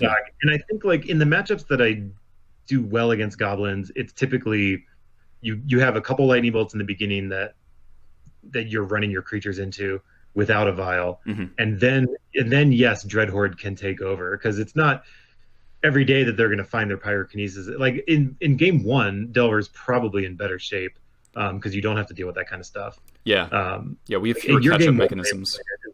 It's much harder. Yeah, I think post-board is definitely Goblin's favored.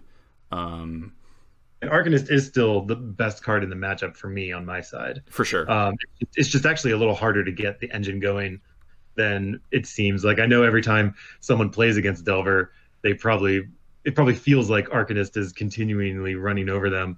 But like lately, I've had a lot of people, and not just Goblins opponents, that are well aware of Arcanist power. So it just dies a lot. Yeah, and I've noticed a kind of interesting. People are killing Arcanist on site. Yeah, I have had some really strange games though where, against Blue Red Delver, Arcanist is very threatening because it'll also clock you very fast because then it's just going to start flashing back bolts and stuff just to kill you. Against Grixis Delver, I've actually had a game that I remember in particular because this was the 1K that I got to finals. Split the finals of. You can say that you won that. Yeah, I mean, I played it was against DNT in the finals, and we had played a match for fun in between rounds earlier, and I won, so I'm gonna take it. That's awesome. But I think I was round 2 or 3 against Grixis Delver, and they had 2 Arcanists active for like multiple turns. But I had 2 Vials on that were ticking up to 3 and 4.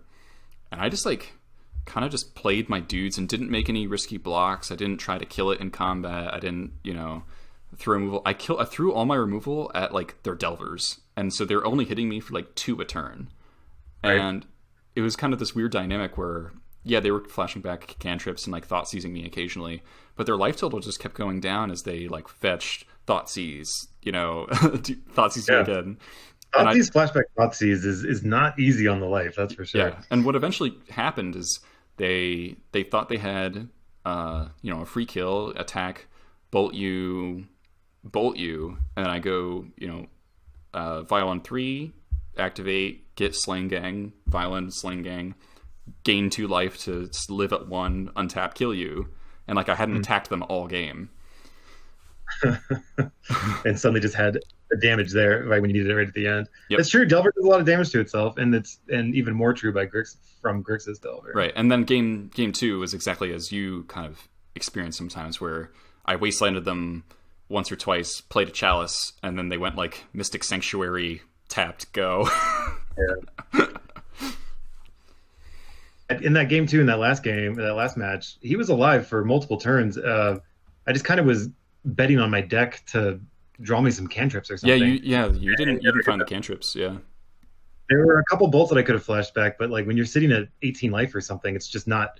That's not the time to start bolting people into their from phase. And then again with Vial there, the bolts were kind of useless in the graveyard because you could just flash them at the end of turn, and then I got to swing into these creatures. It just created a very awkward situation. Yeah, and the Chain Whirler threat of just eating it in combat, so you couldn't attack for that 1 turn. And then I think if people are struggling with this matchup, they should just try to plan the lines around Arcanist, and also as far as cards to play, Mog Fanatic's fantastic. And the more War Marshals you play, I feel the better it gets, because if you can just gum up the board with 1/1s, then it's much easier to kill the Arcanist on time, or the Pyromancer or the Delver or whatever.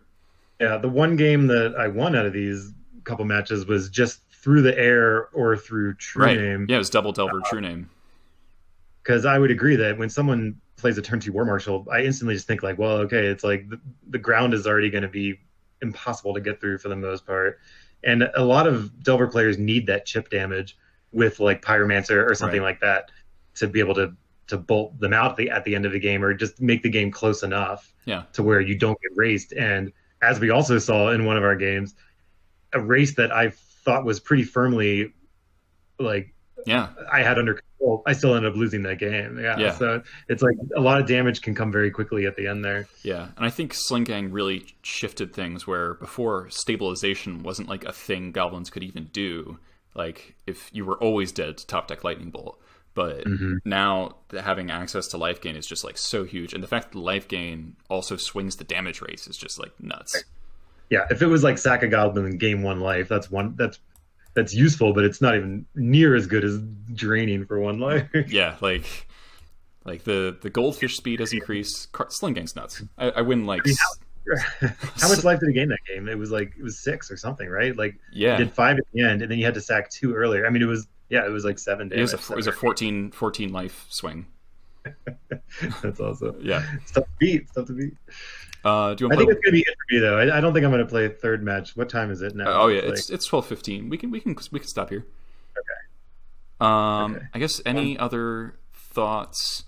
Let me think. So, like, the matchup in general, like, I would agree with you that I think Goblins is slightly favored, but I do feel okay coming into that matchup as you are, Delver, knowing that at least I have 6 Lightning Bolts and Dreadhorde to possibly have more Lightning Bolts. Because I do feel like the games I win, it comes down to me cleaning up your board as much as I possibly can, I think. Yeah.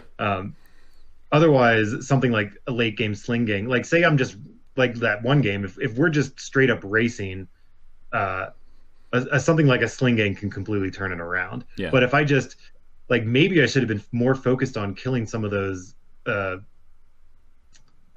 flash guys or whatever. Munitions experts.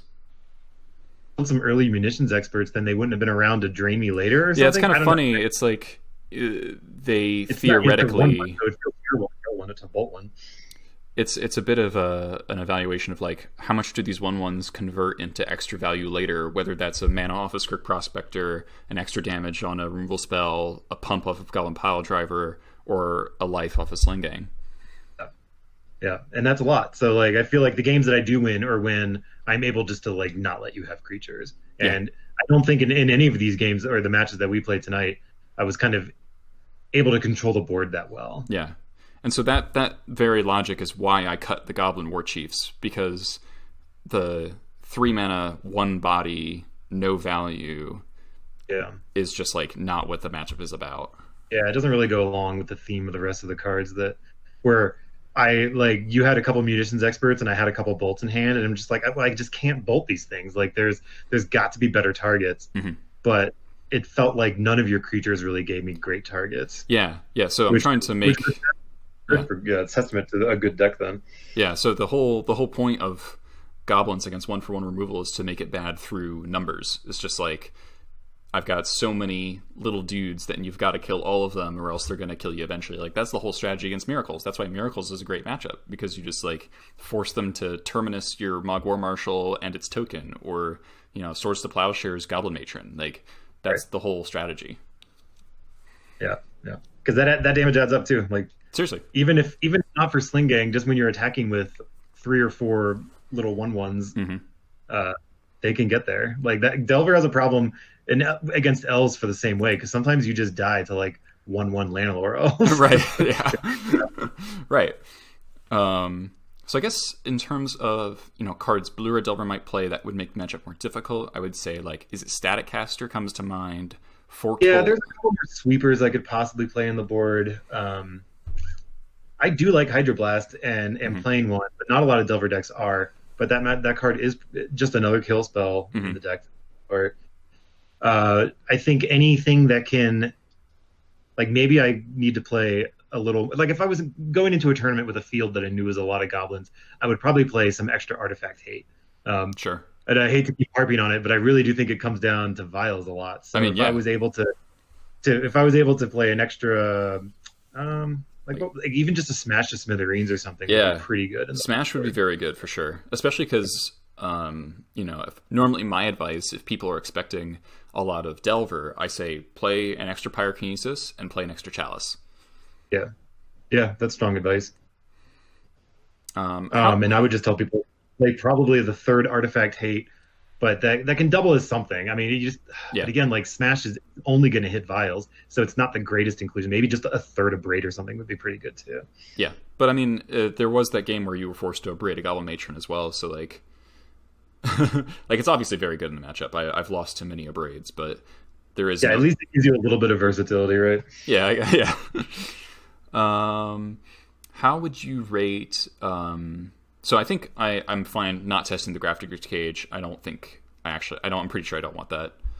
Yeah, I think your other plan is better, where you just are trying to keep enough removal in hand to deal with 1 or 2 of them. And like every creature is an extra point of removal for 5 of my removal spells. So like I just want as many dudes as possible. Like the only non-creatures I have are Vials, Kinesis, the Chalice, and the 2 Rebs. Yeah, I think that sounds reasonable. All right. Last thing, I guess, would be how do you feel about me boarding in the Rebs? It found a target, and I think it probably will 9 times out of 10, because you're also just going to, I mean, I know you have a lot of removal with munitions experts and your gem bombs and stuff like that, but I feel like a lot of games that I steal from Goblins also just comes on the back of Delver. Early double Delvers, like I almost had with you with a couple bolts or something, can end the game very quickly if you don't have your Pyrokinesis or some of those other cards. Yeah. So I think like Rev is just another backup plan for that. Yeah, because I think that, the way this list is constructed, I literally can't kill a Delver turn 1 on the draw, like game 1. Mog Fanatic is the only card that does that. It's funny, like when I don't play Delver, so if I'm playing an Eldrazi match or something like that, and my opponent goes turn 1 Delver, it's like I roll my eyes because I'm just like, this guy's going to get in so much damage. Yeah, like, it's so hard sometimes to remove a turn 1 Delver. Yeah, Eldrazi. Blind flip. Yeah, Eldrazi, like, what do you even... you just have to race it. If like you play an Ancient Tomb and they play a Delver, you're just gonna die. yeah, you like, even if you chalice them, you're going to 15, like just from the outset, basically. Right, because then they just force the next couple things and you're in trouble. It's funny. It's a funny matchup. It's based on, it's a lot of die roll or something, but it's far. So I think Goblins has access to a removal spell like Red for Delver, so I think you should play it. I guess you've got to be careful about not like boarding out too many creatures, so you just don't draw into all of your removal or all of your side cards, stuff like that. But I don't see any harm in 1 or 2 Red Blasts. Yeah, I don't think I'd board in 3, but I think 2. Like, you're going to catch people by surprise just by hitting a true name on this thing. Oh, I've done that many times. Of just like they fully do not play around Red Blast, and it just totally swings the game because they were just like, I kept this hand because this true name's going to go the distance. Right. Since Goblins is going to gum up the board, you kind of assume it's going to with War Marshals and Lackeys and all the other just creatures that you play. It's like a lot of Delver players have to rely on flying or true name, and if you're able to hit both of those, then Red Blast seems like a great card to me. Yeah. All right. It's just only going to feel awkward if someone's Arcanisting you out of a game and you have this Red Blast that you can't target. Yeah, that is a little tough. But also, I mean, countering Brazen Bar or Bouncing Vial could also potentially be game winning. Absolutely. I mean, countering a Force of Will on your Vial or something, if it's like a turn 2 Vial or something like that. It didn't come up in the games we've played, but I've had games where I've like a constant point of contention in Goblin's kind of discourse, if you will, is turn 1 Vial or turn 1 Lackey if you have the option of either.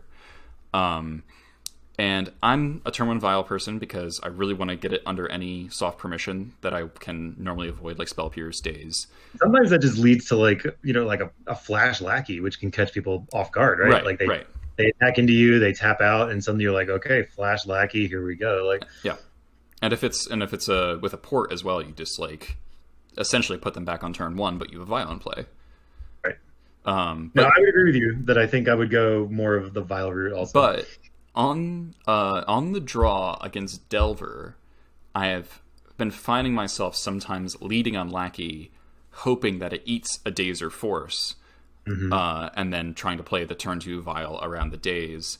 And I have had situations where it's like they bolt the Lackey, and then I played the turn 2 Vial, and they forced it, and I rebbed the Force. Right. You're giving yourself, if you have the Reb in hand or something, then it could be very hand dependent. I could see Lackey baiting out whatever you're looking for, whether it's a Daze or a Force, and then getting the Vial to stick. Or, I mean, if the Lackey sticks, then you're probably in good shape anyway. Yeah. It's a pretty high risk reward if you don't have like something to protect the Vial on turn 2, because I feel like it's just pretty safe to play Vial on turn 1, and you're hoping that that's going to be your power card. It's just more likely that that's going to be your better card, right? Because there's more removals more removal spells for Lackey or blockers than shatters or counters. Lackey, like you said, might empty their hand of the Force of Will, and then your Vial is golden after that. So it's going to be a little hand dependent, but like Vial is definitely the better card. Oh yeah, 100%. All right, man. I think I'll let you go unless you have any questions for me or final comments. No, I had a lot of fun. Thanks for asking me to come on. Appreciate it. We had a slightly better performance against your deck there, but your deck is good, and we should. I mean, if we can definitely do it again sometime. Awesome. Thanks, man. Really appreciate it. All right, I'm gonna close the recording in just a sec. All right. Thanks everyone for watching, and see you next month or on the stream.